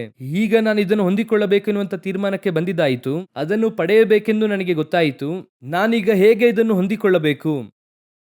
ನಮಗೆ ಈಗ ಕೆಲವು ಸಮಯದಲ್ಲಿ ಕೆಲವು ವಿಷಯಗಳಿರುತ್ತದೆ. ನೀವು ಆ ವಾಕ್ಯವನ್ನು ಓದಿರಿ, ಆಗ ಅರ್ಥವಾಗುತ್ತದೆ. ಗಲಾತ್ಯದವರಿಗೆ ಬರೆದ ಪತ್ರಿಕೆ 2ನೇ ಅಧ್ಯಾಯ 20ನೇ ವಾಕ್ಯವನ್ನು ಓದಿರಿ. ಕ್ರಿಸ್ತನೊಂದಿಗೆ ಶಿಲುಬೆಗೆ ಹಾಕಿಸಿಕೊಂಡವನಾಗಿದ್ದೇನೆ. ಇನ್ನು ಜೀವಿಸುವವನು ನಾನಲ್ಲ, ಕ್ರಿಸ್ತನು ನನ್ನಲ್ಲಿ ಜೀವಿಸುತ್ತಾನೆ. ನಾನೀಗ ಆತನ ಮರಣದ ವಿಷಯದಲ್ಲಿ ಆತನಿಗೆ ಅನುರೂಪವಾಗಬೇಕು, ಆ ರೀತಿಯಾಗಿ ಮಾರ್ಪಡಬೇಕು. ಅದಕ್ಕೆ ಕ್ರಿಸ್ತನು ಶಿಲುಬೆಗೆ ಹಾಕಲ್ಪಟ್ಟರು. ನಾನು ಕೂಡ ಈಗ ನನ್ನನ್ನು ಏನು ಮಾಡುತ್ತೇನೆ? ನನ್ನನ್ನು ಕ್ರಿಸ್ತನೊಂದಿಗೆ ಶಿಲುಬೆಗೆ ಹಾಕುತ್ತೇನೆ. ಸರಿ, ಈಗ ಚೆನ್ನಾಗಿ ಗಮನಿಸಿರಿ. ಕ್ರಿಸ್ತನು ಯಾವಾಗ ಶಿಲುಬೆಗೆ ಹಾಕಲ್ಪಟ್ಟರು? ಸರಿ, 2000 ವರ್ಷಕ್ಕಿಂತ ಮುಂಚೆ ಅವ್ರು ಏನಾದ್ರು ಶಿಲುಬೆಗೆ ಹಾಕಲ್ಪಟ್ಟರು ಅಲ್ವಾ? ಕ್ರಿಸ್ತನು 2000 ವರ್ಷಗಳ ಮುಂಚೆ ಶಿಲುಬೆಗೆ ಹಾಕಲ್ಪಟ್ಟರು. ಒಂದೇ ಸಾರಿ ಅವರು ಶಿಲುಬೆಗೆ ಹಾಕಲ್ಪಟ್ಟರು 2000 ವರ್ಷಗಳ ಹಿಂದೆ. ಅದಾಗಿ ಎಷ್ಟು ವರ್ಷಗಳಾದ ನಂತರ ಪೌಲನು ಏನ್ ಮಾಡುತ್ತಾರೆ? ಎಷ್ಟೋ ವರ್ಷವಾದ ನಂತರವಾಗಿ ರಕ್ಷಣೆ ಹೊಂದುತ್ತಾರೆ. ಈಗ ನಾವೆಲ್ಲ 2000 ವರ್ಷವಾದ ನಂತರ ರಕ್ಷಣೆ ಹೊಂದುತ್ತಾ ಇದ್ದೇವೆ. ನಾವೀಗ ಹೇಳುವಾಗ ನಾವು ಕೂಡ ಹೇಳುತ್ತೇವೆ, ಕ್ರಿಸ್ತನೊಂದಿಗೆ ನಾನು ಶಿಲುಬೆಯಲ್ಲಿ ಹಾಕಲ್ಪಟ್ಟವನಾಗಿದ್ದೇನೆ. ಇವತ್ತಲ್ಲ, ಚೆನ್ನಾಗಿ ಅರ್ಥ ಮಾಡಿಕೊಳ್ಳಿರಿ. ಇವತ್ತು ನಾನು ಶಿಲುಬೆಗೆ ಹಾಕಲ್ಪಟ್ಟಿಲ್ಲ. ನಾನು ಯಾವಾಗ ಹಾಕಲ್ಪಟ್ಟಿದ್ದೇನೆ? ಕ್ರಿಸ್ತನು ಹಾಕಲ್ಪಟ್ಟಂತ ಅವತ್ತೇ ನಾನು ಶಿಲುಬೆಗೆ ಹಾಕಲ್ಪಟ್ಟು. ಅರ್ಥವಾಗುತ್ತಿದೆಯಾ? ಅದರ ಅರ್ಥ ಏನಂದ್ರೆ, ಜಗತ್ತುತ್ಪತ್ತಿಗಿಂತ ಮುಂಚೆಯೇ ದೇವರು ನನ್ನನ್ನು ಆರಿಸಿಕೊಂಡರು. ಅವರು ಶಿಲುಬೆಗೆ ಹಾಕಲ್ಪಡುವಾಗ ನನಗೆ ಉಂಟಾದಂಥವುಗಳನ್ನು ಕೂಡ ಸೇರಿ ಅವರು ಹಾಕಲ್ಪಟ್ಟರು. ನಾನು ಆ ನಂತರವಾಗಿ ರಕ್ಷಣೆ ಹೊಂದುತ್ತೇನೆ. ಆದರೆ ರಕ್ಷಣೆ ಹೊಂದುವಂತಹ ನನಗೋಸ್ಕರ ಅವತ್ತೇ ನನ್ನ ಹಳೆಯ ಮನುಷ್ಯನನ್ನು ಸೇರಿ ಅವರು ಶಿಲುಬೆಗೆ ಹಾಕಲ್ಪಟ್ಟಿದ್ದಾರೆ. ಅರ್ಥವಾಗುತ್ತಿದೆ ಈಗ? ಹಾಗಾದರೆ ಕ್ರಿಸ್ತನೊಂದಿಗೆ ನಾನು ಶಿಲುಬೆಗೆ ಹಾಕಲ್ಪಟ್ಟಿದ್ದೇನೆ. ಆದರೆ ನಾನು ಶಿಲುಬೆಗೆ ಹಾಕಲ್ಪಟ್ಟಿದ್ದೇನೆ ಎಂಬುದಾಗಿ ಗೊತ್ತಾಗುವುದಕ್ಕೆ ಕೆಲವು ವರ್ಷಗಳಾಗಿದೆ. ಕ್ರಿಸ್ತನು ನಾನು ರಕ್ಷಣೆ ಹೊಂದಿದಂತ ಅವತ್ತು ಶಿಲುಬೆಗೆ ಹಾಕಲ್ಪಟ್ಟಿಲ್ಲ. ಚೆನ್ನಾಗಿ ಅರ್ಥವಾಗ್ತಿದ್ಯಾ? ಕ್ರಿಸ್ತನ ರಕ್ತ ನನ್ನನ್ನು ತೊಳೆಯುತ್ತದೆ. ಆದರೆ ಅವರು ಶಿಲುಬೆಗೆ ಹಾಕಲ್ಪಟ್ಟದ್ದು ಯಾವಾಗ? 2000 ವರ್ಷಗಳ ಹಿಂದೆ ಶಿಲುಬೆಗೆ ಹಾಕಲ್ಪಡುತ್ತಾರೆ. ಅವರು ಹಾಕಲ್ಪಡುವಾಗಲೇ ನನ್ನ ಪಾಪಕ್ಕೂ ಸೇರಿ ಶಿಲುಬೆಗೆ ಹಾಕಲ್ಪಟ್ಟರು. ನಾನು ಬರಲಿದ್ದೇನೆ 2000 ವರ್ಷವಾದ ನಂತರ. ನಾನಂದ್ರೆ ನಾವು ಬರಲಿದ್ದೇವೆ ನಮ್ಮನ್ನು ವಿಮೋಚಿಸುವುದಕ್ಕೆ. ನಾವು ಕೂಡ ಅವರೊಂದಿಗೆ ಶಿಲುಬೆಗೆ ಹಾಕಲ್ಪಟ್ಟರೆ, ನಮ್ಮ ಪಾಪವು ಶಿಲುಬೆಗೆ ಹಾಕಲ್ಪಟ್ಟರೆ ಮಾತ್ರವೇ ನಮಗೆ ಕ್ಷಮಾಪಣೆ ಸಿಗುತ್ತದೆ. ಹಾಗಾದರೆ ಕ್ರಿಸ್ತನೊಂದಿಗೆ ನಾವು ಶಿಲುಬೆಗೆ ಹಾಕಲ್ಪಟ್ಟಿದ್ದೇವೆ. ಯಾವಾಗ? 2000 ವರ್ಷಗಳ ಹಿಂದೆ ಅವರೊಂದಿಗೆ ಶಿಲುಬೆಗೆ ಹಾಕಲ್ಪಟ್ಟಿದ್ದೇವೆ. ಕ್ರಿಸ್ತನು ಯಾವಾಗ ಪುನರುತ್ಥಾನಗೊಂಡರೋ ಅವರೊಂದಿಗೆ ನಾನು ಕೂಡ ಪುನರುತ್ಥಾನಗೊಂಡಿದ್ದೇನೆ. ನಮ್ಮನ್ನು ಕೂಡ ದೇವರು ಏನ್ ಮಾಡಿದ್ದಾರೆ? ಜೀವಂತವಾಗಿ ಎಬ್ಬಿಸಿದ್ದಾರೆ. ಈಗ ಜೀವಿಸುವುದು ನಾನಲ್ಲ, ಕ್ರಿಸ್ತನೇ ನನ್ನಲ್ಲಿ ಜೀವಿಸುತ್ತಾರೆ. ಕ್ರಿಸ್ತನ ಸಾರೂಪ್ಯ ಈಗ ನನ್ನಲ್ಲಿ ಬಂದಾಯಿತು. ನನ್ನ ಹಳೆಯ ಮನುಷ್ಯನು ಶಿಲುಬೆಗೆ ಹಾಕಲ್ಪಟ್ಟಿದ್ದಾಯಿತು. ಆದರೆ ನಾನು ಇನ್ನೂ ಏನು ಹೇಳುತ್ತಾ ಇದ್ದೇನೆ ಅಂದರೆ, ನಾನೀಗ ಇನ್ನೂ ಕೂಡ ಏನು ಹೇಳುತ್ತಿದ್ದೇನೆ ಅಂದರೆ, ನಾನು ಇನ್ನೂ ಹೋರಾಡುತ್ತಾ ಇದ್ದೇನೆ, ಪಾಪವನ್ನು ಜಯಿಸುವುದಕ್ಕೆ ಪ್ರಯತ್ನಿಸುತ್ತಾ ಇದ್ದೇನೆ. ನನ್ನಿಂದ ಆಗ್ತಿಲ್ಲ. ಯಾಕೆ ಆಗುತ್ತಾ ಇಲ್ಲ ಅಂದರೆ, ಸೈತಾನನ ತಂತ್ರದಲ್ಲಿಯೇ ದೊಡ್ಡ ತಂತ್ರ ಏನಂದ್ರೆ, ಇನ್ನೂ ಕೂಡ ಕ್ರಿಸ್ತನು ನಿಮಗೋಸ್ಕರವಾಗಿ ಶಿಲುಬೆಯಲ್ಲಿ ಹಾಕಲ್ಪಟ್ಟಿಲ್ಲ, ನೀವಿನ್ನೂ ಪಾಪದಲ್ಲೇ ಹೋರಾಡುತ್ತಾ ಇದ್ದೀರಾ ಅನ್ನುವಂಥ ಕಾನ್ಸೆಪ್ಟ್ ತರುತ್ತಾನೆ. ವಾಕ್ಯದಲ್ಲಿ ಸ್ಪಷ್ಟವಾಗಿದೆ. ಆದರೆ ಇನ್ನೂ ಕೂಡ ಆ ಒಂದು ಥಾಟು ನಮ್ಮ ಮೈಂಡಲ್ಲಿ ಬಂದಿಲ್ಲ.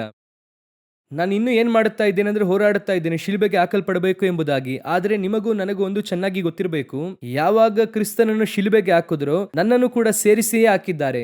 ಅವತ್ತು ನಮ್ಮನ್ನು ಕೂಡ ಸೇರಿ, ನಮ್ಮ ಹಳೆಯ ಮನುಷ್ಯನು ಯಾವಾಗ ಆತನ ರಕ್ತದಿಂದ ತೊಳೆಯಲ್ಪಟ್ಟು ನಾನು ನೂತನ ಮನುಷ್ಯನಾದೆನೋ, ನನ್ನ ಹಳೆಯ ಮನುಷ್ಯ ಏನಾದ? ಅಳಿದು ಹೋದ. ಈ ಸಂಭವ ಯಾವಾಗ ನಡೆಯಿತು ಅಂದರೆ, ಯೇಸು ಶಿಲುಬೆಗೆ ಹಾಕಲ್ಪಡುವಾಗ ನಡೆಯಿತು. ಆಗಲೇ ನನ್ನ ಹಳೆಯ ಮನುಷ್ಯ ಶಿಲುಬೆಗೆ ಹಾಕಲ್ಪಟ್ಟಿದ್ದಾನೆ. ಹೇಗೆ ಆತ್ಮದಲ್ಲಿ ಜಗತ್ತುತ್ಪತ್ತಿಗಿಂತ ಮುಂಚೆ ಹೇಗೆ ನಮ್ಮನ್ನು ಆತ್ಮದಲ್ಲಿ ಆರಿಸಿಕೊಂಡ್ರೋ, ಅದೇ ರೀತಿಯಾಗಿ ಜಗತ್ತುತ್ಪತ್ತಿಗಿಂತ ಮುಂಚೆ ನಮ್ಮನ್ನು ಆತ್ಮದಲ್ಲಿ ಏನ್ ಮಾಡಿದ್ದಾರೆ? ಶಿಲುಬೆಗೆ ಹಾಕಿ ನಮ್ಮ ಹಳೆಯ ಮನುಷ್ಯನನ್ನು ಸಾಯಿಸಿದ್ದಾರೆ. ಅವರು 3ನೇ ದಿನ ಪುನರುತ್ಥಾನಗೊಂಡಾಗ ಆಟೋಮೆಟಿಕ್ ಆಗಿ ಏನ್ ನಡೆಯಿತು? ನಾನು ಕೂಡ ಅವರೊಂದಿಗೆ ಪುನರುತ್ಥಾನಗೊಂಡಿದ್ದೇನೆ. ಹಾಗಾದರೆ ನಮಗೆ ಯಾವ ಅರ್ಹತೆ ಇದೆ? ನಾನೀಗ ಜೀವಂತವಾಗಿ ಹೇಳುವುದಕ್ಕೆ ಏನು ಅರ್ಹತೆ? ನಾನು ಕ್ರಿಸ್ತನೊಂದಿಗೆ ಶಿಲುಬೆಗೆ ಹಾಕಲ್ಪಟ್ಟಿದ್ದು ಎಷ್ಟು ನಿಜವೋ, ಅದೇ ರೀತಿಯಾಗಿ ಅವರೊಂದಿಗೆ ಪುನರುತ್ಥಾನಗೊಂಡಿದ್ದೇನೆ. ಕ್ರಿಸ್ತನು ಪುನರುತ್ಥಾನಗೊಂಡಿದ್ದು ಸತ್ಯವಾದರೆ ನಾನು ಕೂಡ ಪುನರುತ್ಥಾನಗೊಳ್ಳುವಂಥದ್ದು ಸತ್ಯ. ಕ್ರಿಸ್ತನು ಸತ್ತದ್ದು ಸತ್ಯವಾಗಿದ್ದರೆ ನನ್ನ ಹಳೆಯ ಮನುಷ್ಯನು ಕೂಡ ಸತ್ತದ್ದು ಅಷ್ಟೇ ಸತ್ಯ. ಈ ಸತ್ಯ ನಿಮಗೆ ತಿಳಿಯಿತು ಅಂದರೆ ನೀವು ಶಿಲುಬೆಗೆ ಹಾಕಲ್ಪಟ್ಟು ಪುನರುತ್ಥಾನಗೊಳ್ಳುವುದಕ್ಕೆ ಯೋಗ್ಯರಾಗಿದ್ದೀರಾ ಎಂದು ಅರ್ಥ. ನಾವೀಗ ಏನಂದುಕೊಂಡಿದ್ದೇವೆ ಅಂದರೆ, ಇನ್ನೂ ಕೂಡ ಶಿಲುಬೆಯಲ್ಲಿ ನಮ್ಮ ಪ್ರಾಣ ಹೋಗಿಲ್ಲ. ಶಿಲುಬೆಯಲ್ಲಿ ಏನು ಹೋಗಿಲ್ಲ? ಪ್ರಾಣ ಹೋಗಿಲ್ಲ. ಇನ್ನೂ ಕೂಡ ಪಾಪದಲ್ಲಿ ಹೋರಾಡುತ್ತಾ ಇದ್ದೇವೆ. ನಿಜ. ಯೇಸು ಕ್ರಿಸ್ತನು ಈಗ ಶಿಲುಬೆಯಲ್ಲಿ ಜಡಿಯಲ್ಪಟ್ಟಿರುವಾಗ ಒಬ್ಬನು ಬಂದು ಕೇಳುತ್ತಾನೆ, ನೀವು ನಿಜವಾಗಿರುವಂತ ದೇವರ ಕುಮಾರನಾಗಿದ್ದರೆ ಕೆಳಗೆ ಇಳಿದು ಬನ್ನಿ. ಈಗ ಯೇಸು ಕ್ರಿಸ್ತನಿಂದ ಕೆಳಗೆ ಇಳಿದು ಬರುವುದಕ್ಕೆ ಆಗುತ್ತದಾ ಆಗುವುದಿಲ್ವಾ? ಶಾರೀರಿಕವಾಗಿ ಹೇಳಿ. ಶಾರೀರಿಕವಾಗಿ ಕೆಳಗೆ ಇಳಿದು ಬರುವುದಕ್ಕೆ ಆಗುತ್ತದಾ ಆಗುವುದಿಲ್ವಾ? ಆಗಲ್ಲ. ಯಾಕೆ? 2 ಕೈಕಾಲುಗಳಲ್ಲಿ ಮೊಳೆ ಹೊಡೆದು ಅಲ್ಲಿ ಹಾಕಿದ್ದಾರೆ ಅಲ್ವಾ? ಆದರೆ ದೇವರ ಕುಮಾರನಾಗಿ ತನ್ನ ಶಕ್ತಿಯನ್ನು ತೋರಿಸಿ ಕೆಳಗೆ ಬರುವುದಕ್ಕೆ ಸಾಧ್ಯ. ಆದರೆ ಶಾರೀರಿಕವಾಗಿ ಸಾಧ್ಯವಾ? ಅದೇ ರೀತಿಯಾಗಿ ನಿಮಗೂ ನನಗೂ ಇನಿ ಹಳೆಯ ಮನುಷ್ಯ ಶಾರೀರಿಕವಾಗಿ ಎದ್ದೇಳುವುದಕ್ಕೆ ಸಾಧ್ಯವಾ? ಸಾಧ್ಯವಲ್ಲ. ಯಾಕಂದ್ರೆ ಕ್ರಿಸ್ತನೊಂದಿಗೆ ನಾವು ಏನ್ ಮಾಡಿದ್ದೇವೆ? ಶಿಲುಬೆಗೆ ಹಾಕಲ್ಪಟ್ಟಿದ್ದೇವೆ. ಯಾವಾಗ ಅವರು ಕೆಳಗೆ ಬರುತ್ತಾರೆ? ಅವರು ಹೇಳುತ್ತಾರೆ, ದೇವರ ಕುಮಾರನಾಗಿದ್ದರೆ ಕೆಳಗೆ ಬನ್ನಿ. ಯಾವಾಗ ಅವರಿಂದ ಬರೋಕ್ ಸಾಧ್ಯ? ಈ ಶರೀರವನ್ನು ದಾಟಿ ಅವರು ದೇವರ ಚಿತ್ತಕ್ಕೆ ಅಗೇನ್ಸ್ಟ್ ಆಗಿ ತನ್ನ ಶಕ್ತಿಯನ್ನು ಯೂಸ್ ಮಾಡಿ. ಯಾಕಂದ್ರೆ ಅವರು ಕೆಳಗೆ ಬರಬಾರ್ದು. ಆಕ್ಚುಲ್ ಆಗಿ ಅವರು ಅಲ್ಲೇ ಸಾಯಬೇಕು. ಅದೇ ದೇವರ ಚಿತ್ತ. ಅವನು ಹೇಳ್ದ ಅಂತ ಇವರು ಕೆಳಗೆ ಬಂದರು ಅಂತ ಇಟ್ಕೊಳ್ಳಿ. ಉದಾಹರಣೆಗೆ ಆಟೋಮೆಟಿಕ್ ಆಗಿ ಈಗ ಶಕ್ತಿ ಕೆಲಸ ಮಾಡುತ್ತದೆ. ಶಕ್ತಿ ಕೆಲಸ ಮಾಡುತ್ತದೆ, ಎಲ್ಲ ಮಾಡುತ್ತದೆ. ಆದರೆ ನಾನು ಇನ್ನೂ ಕೂಡ ಸತ್ತಿಲ್ಲ. ಇದೇ ನಮಗೆ ಇವತ್ತು ನಡೆಯುತ್ತಾ ಇದೆ. ಅನೇಕ ಸಮಯದಲ್ಲಿ ಈ ಲೋಕದ ಮಾಂಸ ನಮ್ಮನ್ನು ಸೈತಾನನು ಏನ್ ಮಾಡುತ್ತಾನೆ ಅಂದ್ರೆ, ಅದನ್ನು ಮಾಡು, ಇದನ್ನು ಮಾಡು ಎಂದು ಹೇಳುವಾಗ ನಿಮಗೆ ಗೊತ್ತಿರಬೇಕು, ನಾನು ಕ್ರಿಸ್ತನೊಂದಿಗೆ ಶಿಲುಬೆಯಲ್ಲಿ ಹಾಕಲ್ಪಟ್ಟಿದ್ದೇನೆ. ಇನಿ ಜೀವಿಸುವುದು ನಾನಲ್ಲ, ಕ್ರಿಸ್ತನೇ ನನ್ನಲ್ಲಿ ಜೀವಿಸುವವನಾಗಿದ್ದಾನೆ. ನಾನು ಬರುವುದಿಲ್ಲ, ನಾನು ಜಯಿಸಿದ್ದೇನೆ. ನೀವು ನೋಡಿರಿ, ಸೈತಾನನನ್ನು ಜಯಿಸಿದ್ದೇನೆ ಅನ್ನುವಂಥ ಭಾವನೆ ಬಂದಾಗ ಮಾತ್ರವೇ ಈ ತಾಟು ನಿಮ್ಮಲ್ಲಿ ಬರುತ್ತದೆ. ಅನೇಕ ಸಮಯದಲ್ಲಿ ಸೈತಾನನ ತಂತ್ರ ಏನಂದ್ರೆ, ನೀನು ಜಯಿಸಿಲ್ಲ ಜಯಿಸಿಲ್ಲ ಜಯಿಸಿಲ್ಲ ಅಂತ ಹೇಳ್ತಲೇ ಇರ್ತಾನೆ. ಆದ್ರಿಂದ ನೀವೇನ್ ಮಾಡುತ್ತೀರಾ ಅಂದ್ರೆ, ಆ ಒಂದು ಸ್ಟೇಜಲ್ಲಿ ಹೋರಾಡುತ್ತಾ ಇರುತ್ತೀರಾ. ಅರ್ಥವಾಗ್ತಿದೆ ನಿಮಗೆ? ನಿಮ್ಮ ಮುಂದೆ ಒಂದು ಗೆರೆ ಇದೆ. ಆ ಗೆರೆಯನ್ನು ನೀವು ದಾಟುದ್ರಿ ಅಂದ್ರೆ ನೀವು ಕಪ್ಪು ಪಡೆದಿದ್ದಾಯಿತು ಅಥವಾ ನೀವು ಸಿದ್ಧರಾಗಿದ್ದೀರಾ ಎಂದು ಅರ್ಥ. ಯೇಸು ಕ್ರಿಸ್ತನೊಂದಿಗೆ ಪುನರುತ್ಥಾನ ಬರುವಾಗ ನೀವು ಅದನ್ನು ದಾಟುದ್ರಿ ಅಂತ ಇಟ್ಕೊಳ್ಳಿ. ಯೇಸು ಪುನರುತ್ಥಾನವಾದ್ರು ಅಂದ್ರೆ ನೀವು ಏನಾಗಿದ್ದೀರಾ? ಪುನರುತ್ಥಾನವಾಗಿದ್ದೀರಾ ಎಂದು ಅರ್ಥ. ಈಗ ನೀವು ದಾಟುದ್ರಿ ಅಂತ ಇಟ್ಕೊಳ್ಳಿ. ಆದ್ರೆ ಈಗ ದಾಟಿದ ನಂತರವಾಗಿ ಗೆರೆ ಇರುತ್ತದಾ? ಗೆರೆ ಇರುತ್ತದಾ? ಆದ್ರೆ ಸೈತಾನನು ಹೇಳುತ್ತಾನೆ, ಇನ್ನು ಓಡು, ಗೆರೆ ಕಾಣ್ತಿಲ್ಲ, ಇನ್ನು ಮುಂದೆ ಗೆರೆ ಇದೆ, ಇನ್ನು ಮುಂದೆ ಏನಿದೆ? ಗೆರೆ ಇದೆ, ನೀನು ಗೆರೆ ದಾಟುವ ತನಕ ಓಡು ಓಡು ಅನ್ನುತ್ತಾನೆ. ನೀವು ಗೆರೆ ಬರಬೇಕು ಬರಬೇಕು ಅನ್ನುತ್ತೀರಾ, ಆದ್ರೆ ಗೆರೆ ಹಿಂದೆ ಇದೆ. ಯೇಸು ಕ್ರಿಸ್ತನು ಈಗಾಗಲೇ ಜಯಿಸಿ ತಂದು ನಿಮ್ಮನ್ನು ಈ ಕಡೆ ನಿಲ್ಲಿಸಿದ್ದಾರೆ. ಆ ಒಂದು ಥಾಟ್ ಬರಬೇಕು ಮೈಂಡಲ್ಲಿ. ನಾನು ಅವರೊಂದಿಗೆ ಸತ್ತಿದ್ದೇನೆ, ಅವರೊಂದಿಗೆ ಜೀವಂತವಾಗಿ ಎದ್ದಿದ್ದೇನೆ. ಯಾವಾಗ? 2000 ವರ್ಷಗಳ ಹಿಂದೆ ದೇವರು ನನ್ನನ್ನು ಎಬ್ಬಿಸಿದ್ದಾರೆ. ನಾನು ಜಯವನ್ನು ಹೊಂದಿದ್ದೇನೆ. ಅದೇ ಉನ್ನತಗಳಲ್ಲಿ ಕೂರಿಸುವವನಾಗಿದ್ದಾನೆ. ನಮ್ಮನ್ನೇನ್ ಮಾಡಿದ್ದಾರೆ? ತಂದೆಯೊಂದಿಗೆ ಉನ್ನತಗಳಲ್ಲಿ ಏನ್ ಮಾಡಿದ್ದಾರೆ? ಕೂರಿಸಿದ್ದಾರೆ. ಕೂರಿಸುತ್ತೇನೆ ಅಲ್ಲ, ಕೂರಿಸಿದ್ದಾರೆ. ಆದರೆ ಈ ತಾಟು ನಿಮ್ಮ ಮೈಂಡಲ್ಲಿ ಬರಬೇಕು, ಈ ಆಲೋಚನೆ ನಿಮ್ಮ ಮೈಂಡಲ್ಲಿ ಬರಬೇಕು. ಆದರೆ ನೀವು ಇನ್ನೊಂದು ಕಡೆ ಹೋಗಬಾರ್ದು. ಹಾಗಂತ ಹೇಳಿ ನಾನು ಯಾವುದೇ ಪಾಪ ಮಾಡಿದ್ರೂ ಕೂಡ ಸರಿ, ನಾನು ಆಲ್ರೆಡಿ ಜಯಿಸಿದ್ದೇನೆ. ಅಂತಹ ಒಂದು ಗ್ರೂಪ್ ಇದೆ, ಅಂತಹ ಒಂದು ಗ್ರೂಪ್ ಇದೆಯಂತೆ. ನಾವು ಆಲ್ರೆಡಿ ಏನ್ ಮಾಡಿದ್ದೇವೆ? ಜಯಿಸಿದ್ದೇವೆ. ನಾವೆಲ್ಲ ನರಕಕ್ಕೆ ಹೋಗುವುದಿಲ್ಲ, ಏನೇ ಮಾಡಿದ್ರೂ ಕೂಡ ಹೋಗೋದಿಲ್ಲ. ಯಾಕಂದ್ರೆ ಯೇಸು ಹೇಳಿದ್ದಾರೆ, ಏನ್ ಹೇಳಿದ್ದಾರೆ? ನಾನು ನಿನ್ನನ್ನು ಉನ್ನತಗಳಲ್ಲಿ ಕೂರಿಸಿದ್ದೇನೆ, ಆದ್ರಿಂದ ಏನ್ ಬೇಕಾದ್ರೂ ಮಾಡಬಹುದು. ಇಲ್ಲ ರೀ, ನಾನು ಶಿಲುಬೆಗೆ ಹಾಕಲ್ಪಟ್ಟದ್ದು ಎಷ್ಟು ಸತ್ಯವೋ ಪುನರುತ್ಥಾನಗೊಳ್ಳುವುದು ಅಷ್ಟೇ ಸತ್ಯ. ಆದರೆ ಆ ಪುನರುತ್ಥಾನದ ಶಕ್ತಿಯನ್ನು ಹೊಂದುವುದಕ್ಕೆ ಆತನ ಮರಣದ ವಿಷಯದಲ್ಲಿ ಆತನಿಗೆ ಅನುರೂಪವಾಗಬೇಕು, ಅದಕ್ಕೆ ಯೋಗ್ಯನಾಗಬೇಕು. ದೇವರೀಗ ಕೊಟ್ಟಿರುವುದಕ್ಕೆ ಏನಾಗಬೇಕು? ಅರ್ಹನಾಗಬೇಕು ಅಲ್ವಾ? ಅದಕ್ಕೆ ಸಿದ್ಧನಾಗಬೇಕು ಅಲ್ವಾ? ಈಗ ವಾಕ್ಯದಲ್ಲಿ ನೋಡುವುದಾದರೆ, ದಾವಿದನ ಬಳಿಗೆ ಬಂದು ಸೌಲನ ಕತ್ತಿಯನ್ನು ಕೊಟ್ರೆ ಅದನ್ನು ಹೊರುವುದಕ್ಕೆ ಅವನಿಗೇನ್ ಬೇಕು? ಅರ್ಹತೆ ಬೇಕಲ್ವಾ? ದೇಹ ಇರಬೇಕು, ಅದಕ್ಕೆ ಸಿದ್ಧವಾಗಿರ್ಬೇಕಲ್ವಾ? ಅವನು ಹೇಳ್ತಾನೆ, ಇದನ್ನು ಹಾಕಿಕೊಂಡು ನನಗೇನಿಲ್ಲ, ಅಭ್ಯಾಸವಿಲ್ಲ. ಆ ಒಂದು ಇನ್ಫ್ರಾಸ್ಟ್ರಕ್ಚರ್ ಅನ್ನು ರೆಡಿ ಮಾಡು ಎಂದು ಹೇಳುತ್ತಾ ಇದ್ದಾರೆ. ಆ ಪುನರುತ್ಥಾನದ ಶಕ್ತಿಯು ನಿನ್ನಲ್ಲಿ ಇದೆ. ಯಾಕಂದ್ರೆ ಯೇಸು ಕ್ರಿಸ್ತನು ಎಲ್ಲವನ್ನು ಜಯಿಸಿದ್ದಾರೆ. ಅವರೀಗ ನಿಮ್ಮ ಹತ್ರ ಕೊಟ್ಟಿದ್ದಾರೆ. ಅದನ್ನು ಅರಿಕೆ ಮಾಡಿ ಅದರಂತೆ ಆಗ್ಬೇಕು. ಯಾಕೆ ಇನ್ನೂ ಹೋರಾಟಗಳಿದೆ? ಯಾಕೆ ಇನ್ನೂ ಆ ಸಮಸ್ಯೆಗಳಿದೆ? ಯಾಕೆ ಇನ್ನೂ ಆ ಮಾಂಸದ ಹೋರಾಟಗಳನ್ನು ಜಯಿಸುವುದಕ್ಕೆ ಆಗ್ತಿಲ್ಲ ಅಂದ್ರೆ, ನಿಮಗೆ ಗೊತ್ತಿಲ್ಲ, ಈಗಾಗಲೇ ನಿಮ್ಮ ಶರೀರ ಜಯಿಸಲ್ಪಟ್ಟಂತ ಶರೀರ. ನಮ್ಮ ಶರೀರವನ್ನು ಯೇಸು ಕ್ರಿಸ್ತನು ಈಗಾಗಲೇ ಹಳೆಯ ಮನುಷ್ಯನನ್ನು ಶಿಲುಬೆಯಲ್ಲಿ ಏನ್ ಮಾಡಿದ್ದಾರೆ? ಶಿಲುಬೆಯಲ್ಲಿ ಹಾಕಿದ್ದಾರೆ. ಅವರು ಪುನರುತ್ಥಾನಗೊಂಡಾಗ ನಾವು ಹೇಗೆ ಮಾರ್ಪಟ್ವಿ? ಪುನರುತ್ಥಾನದ ಶಕ್ತಿಯನ್ನು ಧರಿಸಿಕೊಂಡಿದ್ದೇವೆ. ಆ ರೀತಿಯಾಗಿರುವಾಗ ಅದಕ್ಕೆ ಯೋಗ್ಯರಾಗಿ ನಾವು ನಡ್ಕೊಂಡ್ರೆ ಸಾಕು. ನಾನು ಹೇಳುವುದು ಅರ್ಥವಾಗ್ತಿದೆಯಾ? ಈಗ ನೋಡಿ, ಹೊರದೇಶದಿಂದ ರಾಷ್ಟ್ರಪತಿಯವರು ಬರುತ್ತಾರೆ ಅಂತ ಇಟ್ಕೊಳ್ಳಿ, ಅವರ ಪ್ರತಿನಿಧಿಗಳು ಬರುತ್ತಾರೆ ಅಂತ ಇಟ್ಕೊಳ್ಳಿ, ಅವರ ರೆಪ್ರೆಸೆಂಟೇಟಿವ್ ಬರುತ್ತಾರೆ. ನೀವೀಗ ನೋಡುವುದಾದರೆ ರೆಪ್ರೆಸೆಂಟೇಟಿವ್ ಬರುವಾಗ ಅವರು ಅದಕ್ಕೆ ತಕ್ಕ ಹಾಗೆ ಯೋಗ್ಯವಾಗಿ ನಡೆದುಕೊಳ್ಳುತ್ತಾರೆ. ಅವರಿಗೆ ಒಂದು ಗೌರವ ಸಿಗುತ್ತದೆ. ಆದರೆ ಅವರು ಅದಕ್ಕೆ ತಕ್ಕ ಹಾಗೆ ಯೋಗ್ಯರಾಗಿ ಏನ್ ಮಾಡುತ್ತಾರೆ? ನಡೆದುಕೊಳ್ಳುತ್ತಾರೆ. ಆ ರೀತಿಯಾಗಿ ನಡೆಯುತ್ತಾರೆ. ಆ ರೀತಿಯಾಗಿ ನಡೆದ್ರೇನೆ ಅವರು ಅವರಿಗೆ ಕೊಟ್ಟಿರುವಂತಹ ಪೋಸ್ಟಿಂಗ್ಗೆ ಗೌರವ ಸಲ್ಲಿಸಿದ ಹಾಗೆ. ಅವರಿಗೆ ಅಧಿಕಾರ ಇದೆ, ಆದರೆ ಅಧಿಕಾರಕ್ಕೆ ತಕ್ಕ ಗೌರವ ಎಲ್ಲಿದೆ? ಅವರು ಅದಕ್ಕೆ ತಕ್ಕ ಹಾಗೆ ಯೋಗ್ಯವಾಗಿ ನಡೆದುಕೊಳ್ಳುವುದರಲ್ಲಿದೆ. ಈಗ ಪ್ರತಿನಿಧಿ ಬರುತ್ತಾರೆ, ಹೊರದೇಶದಿಂದ ಪ್ರತಿನಿಧಿ ಬರುತ್ತಾರೆ ಅಂದ್ರೆ ಅವರಿಗೆ ಎಲ್ಲಾ ವಿಧವಾದಂತಹ ಅಧಿಕಾರ ಕೊಟ್ಟಿದ್ದಾಯ್ತು, ಎಲ್ಲ ಮಾಡಿದ್ದಾಯ್ತು. ಅವರು ಕಿಟಕಿಯಿಂದ ಆಚೆ ಎಗರಿ ನಾನು ಹೇಳುವುದು ಅರ್ಥವಾಗ್ತಿದೆಯಾ? ಅವರಿಗೋಸ್ಕರವಾಗಿ ಮುಖ್ಯ ದ್ವಾರದಲ್ಲಿ ರೆಡ್ ಕಾರ್ಪೆಟ್ ಹಾಕಿ ಆ ಕಡೆ ಈ ಕಡೆ ಹೂಗಳನ್ನು ಇಟ್ಟುಕೊಂಡು ಅವರನ್ನು ಬರಮಾಡಿಕೊಳ್ಳುವುದಕ್ಕೆಲ್ಲ ಏನಾಗಿದ್ದಾರೆ? ಸಿದ್ಧರಾಗಿದ್ದಾರೆ. ಆದ್ರೆ ಅವರು ಕಿಟಕಿಯಿಂದ ಎಗರಿ ಆಚೆ ಕಡೆಗೆ ಹೋಗಿ ಒಂದು ಟೀ ಅಂಗಡಿಯಲ್ಲಿ ಟೀ ಕುಡಿಯುತ್ತಾ ವಡೆ ತಿನ್ನುತ್ತಾ ಇದ್ದಾರೆ ಅಂತ ಇಟ್ಕೊಳ್ಳಿ. ಹಾಗೆ ಸುತ್ತಲೂ ಎಲ್ಲ ಕಡೆ ನೋಡುತ್ತಾರೆ, ಎಲ್ಲಿ ಇವರು ಕಾಣುತ್ತಿಲ್ಲ ಎಂಬುದಾಗಿ ನೋಡುವಾಗ ಹಾಗೆ ಇಣಿಕಿ ನೋಡಿದ್ರೆ ಟೀ ಅಂಗಡಿಯಲ್ಲಿ ಟೀ ಕುಡಿತಿದ್ದಾರೆ. ಅವ್ರು ಕೇಳುತ್ತಾರೆ, ಏನ್ರಿ ನಿಮ್ಮ ಪೋಸ್ಟಿಂಗ್ಗೆ ಇದು ಬೇಕಾ? ನೀವು ಈ ರೀತಿಯಾಗಿ ಮಾಡಬಹುದಾ? ಅವರು ಯಾಕೆ ಹಾಗೆ ಮಾಡುತ್ತಾರೆ ಅಂದ್ರೆ ಅವರ ಅಧಿಕಾರದ ಮಹತ್ವ ಅವರಿಗೆ ಗೊತ್ತಿಲ್ಲದೇ ಇದ್ದರಿಂದ ಅವರು ಆ ರೀತಿಯಾಗಿ ಮಾಡಿದ್ದಾರೆ. ಚೆನ್ನಾಗಿ ಗಮನಿಸಿ ನೋಡಿರಿ. ನಾನು ಒಬ್ಬರನ್ನು ನೋಡಿದೆ, ಫಾರಿನ್ ಏನು ಹೇಳುತ್ತಾರೆ, ವಿದೇಶಾಂಗ ಸಚಿವರನ್ನು ನಾನೊಬ್ಬರನ್ನು ನೋಡಿದೆ. ಸಾಧಾರಣವಾಗಿ ನಮ್ಮ ಊರಲ್ಲಿದ್ದಂಥ ಒಬ್ಬ ಮನುಷ್ಯರೇ ಅವರು. ಅವರೀಗ ಏನಾಗಿದ್ದಾರೆ ಅಂದ್ರೆ ವಿದೇಶಾಂಗ ಸಚಿವರಾಗಿದ್ದಾರೆ. ಆ ಹೊರದೇಶದಲ್ಲಿರುವಂತ ಆ ದೇಶದ ಅಧಿಕಾರಿಗಳು ಮಂತ್ರಿಗಳನ್ನು ಸಂಧಿಸುವಂತ ಅಧಿಕಾರ ಅವ್ರಿಗಿದೆ. ಆಕ್ಚುಲ್ ಆಗಿ ಲೆಕ್ಕಾಚಾರದ ಪ್ರಕಾರ ಅವ್ರು ಯಾರಂದ್ರೆ ಪ್ರಧಾನಿಯವರ ಪ್ರತಿನಿಧಿ, ಪ್ರಧಾನಿಗೆ ಈಕ್ವಲ್ ಅವರು. ಆಕ್ಚುಲ್ ಆಗಿ ನಾನು ಅವರನ್ನು ಅವತ್ತು ನೋಡಿದೆ. ಅವರು ಮಾತನಾಡುವಂಥ ಶೈಲಿ, ಅವ್ರು ನಡೆಯುವಂಥ ಶೈಲಿಯನ್ನು ನೋಡಿದೆ. ಅಷ್ಟೊಂದು ಗಾಂಭೀರ್ಯವಾಗಿದ್ದಾರೆ ಮನುಷ್ಯ, ಅಷ್ಟೊಂದು ಗಾಂಭೀರ್ಯ. ಹಾಗೆ ಬಂದು ನಿಲ್ಲುತ್ತಾರೆ. ಅದು ಎಲ್ಲಿಂದ ಬಂತು ಅಂದರೆ ಆ ಪೋಸ್ಟಿಂಗ್ಗೆ ಅವರು ತನ್ನನ್ನು ಏನು ಮಾಡುತ್ತಾರೆ, ಆ ಪೋಸ್ಟಿಂಗ್ ಅವರು ತನ್ನ ರೆಡಿ ಮಾಡಿಕೊಳ್ಳುತ್ತಾರೆ. ಈಗ ರಾಷ್ಟ್ರಪತಿಯನ್ನು ನೋಡಿದ್ರೆ ಬೊಗ್ಗಿ ಕೈ ಕೊಡಬೇಕಾದಂಥವರು, ಇವರ ಕೆಳಗಿರುವಂಥವ್ರು ನೋಡಿ ಇವರು ಹೇಗೆ ನಿಲ್ಲುತ್ತಾರೆ, ತಲೆ ಎತ್ತಿ ನಿಲ್ಲುತ್ತಾರೆ. ಆದರೆ ಇವರು ಬಂದಾಗ ಅವರು ದೀನತೆ ಎನ್ನುವಂಥ ಹೆಸರಿನಲ್ಲಿ ಇವರು ಏನು ಮಾಡಬಾರದು, ಅವರಂತೆ ಇವರು ನಮಸ್ಕರಿಸಬಾರದು. ದೀನತೆ ಬೇರೆ, ನಿಮ್ಮ ಮೇಲೆ ಇರುವಂಥ ಅಭಿಷೇಕಕ್ಕೆ ನೀವು ಕೊಡುವಂಥ ಘನ ಬೇರೆ. ನಾನು ಹೇಳುವುದು ನಿಮಗೆ ಅರ್ಥವಾಗುತ್ತಿದೆಯಾ? ದೀನತೆ ಬೇರೆ, ದೀನರಾಗಿ ಇರಬೇಕು. ಯೇಸು ಕ್ರಿಸ್ತನು ಈಗ ದೀನತೆಯುಳ್ಳವರಾಗಿದ್ದಾರೆ. ಶಿಷ್ಯರ ಕಾಲುಗಳನ್ನು ತೊಳೆಯುತ್ತಾರೆ. ಅವರ ಮಧ್ಯದಲ್ಲಿ ಜಗಳ ಬರುತ್ತದೆ, ಯಾರು ದೊಡ್ಡವರು ಚಿಕ್ಕವರು ಎಂಬುದಾಗಿ ಅದನ್ನು ನಿರೂಪಿಸುವುದಕ್ಕೋಸ್ಕರ ಕಾಲು ತೊಳೆಯುತ್ತಾರೆ. ಹಾಗಂತ ಯೇಸು ಹೋದಂಥ ಜಾಗದಲ್ಲೆಲ್ಲ ಕಾಲು ತೊಳಿತಾ ಇದ್ದೀರಾ? ಯಾರನ್ನು ನೋಡಿದ್ರು ಕೂಡ, ಈಗ ಸೀಮೋನನ ಮನೆಗೆ ಯೇಸು ಕ್ರಿಸ್ತನು ಹೋಗುತ್ತಾರೆ ಅಲ್ವಾ, ಆ ಸುಂಕ ವಸೂಲಿ ಮಾಡುವಂತಹ ಅವರ ಮನೆಗೆ ಹೋಗುತ್ತಾರೆ. ಹೋದ ಕೂಡಲೇ ಇವರು ಕೇಳುತ್ತಾರೆ, ನೀನು ನನ್ನ ತಲೆಗೆ ಎಣ್ಣೆಯನ್ನು ಕೊಡಲಿಲ್ಲ, ನನ್ನ ಕಾಲಿಗೆ ನೀರು ಕೊಡಲಿಲ್ಲ, ನೀನು ನನಗೆ ಮರ್ಯಾದೆ ಕೊಡಲಿಲ್ಲ ಅನ್ನುತ್ತಾರೆ. ಅರ್ಥ ಆಗ್ತಿದೆಯಾ ಈಗ ನಿಮಗೆ? ಯೇಸು ಕ್ರಿಸ್ತನ ಯೆರೂಸಲೇಮಿನೊಳಗೆ ಹೋಗುತ್ತಾರೆ ನೋಡಿ. ಪ್ರವೇಶಿಸುವಾಗ ವಾಕ್ಯ ಹೇಳುತ್ತದೆ, ಅವರು ಮುಂದಾಗಿ ನಡೆದುಕೊಂಡು ಹೋದರು, ಶಿಷ್ಯರು ನೋಡಿ ಆಶ್ಚರ್ಯಗೊಂಡರು ಎನ್ನುವಂಥ ಒಂದು ಮಾತಿರುತ್ತದೆ. ಚೆನ್ನಾಗಿ ಗಮನಿಸಿರಿ, ಅಲ್ಲಿ ಗಮನಿಸಿರಿ. ಯೆರೂಸಲೇಮಿನೊಳಗೆ ಯೇಸು ಪ್ರವೇಶಿಸುವಾಗ ಅದನ್ನು ನೋಡಿ ಶಿಷ್ಯರು ಏನು ಮಾಡುತ್ತಾರೆ? ಬೆರಗಾಗಿ ನಿಲ್ಲುತ್ತಾರೆ. ಅದರ ಅರ್ಥ ಏನಂದ್ರೆ ಯೆರೂಸಲೇಮಿನೊಳಗೆ ಪ್ರವೇಶಿಸುವಾಗ ಯೇಸು ಕ್ರಿಸ್ತನು ಆಸ್ ಎ ಕಿಂಗ್, ಒಬ್ಬ ಅರಸನಾಗಿ ಒಳಗೆ ಪ್ರವೇಶಿಸುತ್ತಾರೆ. ಅವರು ನಡೆದು ಬರುವಂತಹ ಗಾಂಭೀರ್ಯವನ್ನು ನೋಡಿ ಏನು ಮಾಡುತ್ತಾರೆ? ಆಶ್ಚರ್ಯಗೊಂಡರು ಎಂಬುದಾಗಿ ಇರುತ್ತದೆ. ಯೇಸು ಕತ್ತೆ ಮೇಲೆ ಬರುವಾಗಲೂ ಕೂಡ ಬೆರಗಾದರು ಎನ್ನುವಂಥ ಮಾತಿರುವುದಿಲ್ಲ. ಯೇಸು ಯೆರೂಸಲೇಮಿನೊಳಗೆ ಬರುವಾಗ ಅವರ ಮುಂದಾಗಿ ನಡೆದು ಹೋದರು. ಶಿಷ್ಯರು ಅದನ್ನು ನೋಡಿ ಬೆರಗಾಗುತ್ತಾರೆ. ಯಾಕೆ ಬೆರಗಾಗುತ್ತಾರೆ ಅಂದರೆ ಆ ವಾಕಿಂಗ್ ಸ್ಟೈಲ್, ಅದುವೇ ಅಭಿಷೇಕ. ದೇವರು ನನಗೆ ಕೊಟ್ಟಂತಹ ಘನ ಅದು. ಆ ಘನತೆಯನ್ನು ಯೋಗ್ಯಪಡಿಸಿಕೊಳ್ಳಬೇಕಾಗಿರುವಂಥದ್ದು ನನ್ನ ಕೈಯಲ್ಲಿದೆ. ನಾನೇ ಅದನ್ನು ದಕ್ಕಿಸಿಕೊಳ್ಳಬೇಕು. ಈಗ ಬತ್ಷೆಬಾಳು ಬರುತ್ತಾಳೆ, ಸೊಲೊಮೋನ್ ನೋಡುವುದಕ್ಕೆ ಬರುತ್ತಾಳೆ. ಒಂದು ಅರಸರುಗಳಲ್ಲಿ ಇರುತ್ತದೆ, ಸೊಲೊಮೋನ್ ನೋಡುವುದಕ್ಕೆ ಬರುತ್ತಾಳೆ.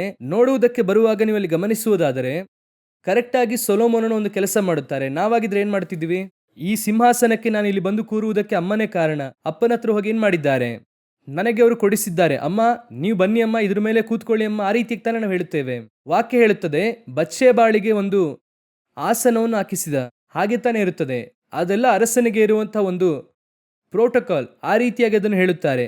ಅದು ತಾಯಿಯೇ ಆಗಿರಲಿ, ಐ ಆಮ್ ದ ಕಿಂಗ್, ನಾನೇ ರಾಜನು, ನೀನು ಬರುತ್ತೀಯಾ? ಅವರಿಗೆ ಒಂದು ಆಸನವನ್ನು ಹಾಕಿರಿ. ನನ್ನ ಚೇರನ್ನು ಕೊಡುವುದಿಲ್ಲ.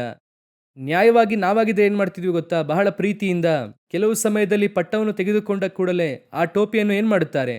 ಪ್ರೀತಿನೇ ಅದು. ಪ್ರೀತಿಯಿಂದ ತಂದೆ ತಾಯಿ ಮೇಲೆ ಇಡುತ್ತಾರೆ. ಈಗ ರೀಸೆಂಟ್ ಆಗಿ ಕೂಡ ನಾನು ನೋಡಿದೆ, ಯಾವುದೋ ಒಂದು ಮಿಲಿಟರಿ ಪೋಸ್ಟಿಂಗ್ ಮುಗಿಸಿದ ಕೂಡಲೇ ತನ್ನ ಟೋಪಿಯನ್ನು ತೆಗೆದು ಅಣ್ಣನ ಮೇಲೆ ಏನು ಮಾಡುತ್ತಾರೆ? ಇಡುತ್ತಾರೆ. ಅವರು ಸಂತೋಷವಾಗಿ ಅಳುತ್ತಾರೆ. ನಾನಿದನ್ನು ತಪ್ಪೆಂದು ಹೇಳುತ್ತಿಲ್ಲ, ಆದರೆ ಬೈಬಲ್ ಪ್ರಕಾರವಾಗಿ ನಮಗೆ ಒಂದು ಪ್ರೋಟೋಕಾಲ್ ಇದೆ. ಆ ಪ್ರೋಟೋಕಾಲ್ ಹೇಗಿದೆ ಅಂದರೆ, ನನಗೆ ಒಂದು ಅಭಿಷೇಕವು ಕೊಡಲ್ಪಟ್ಟಿದೆ. ಆ ಅಭಿಷೇಕದ ಗೌರವವನ್ನು ಕಾಪಾಡಿಕೊಳ್ಳುವಂಥದ್ದು ನನ್ನ ಕೈಯಲ್ಲೇ ಇದೆ.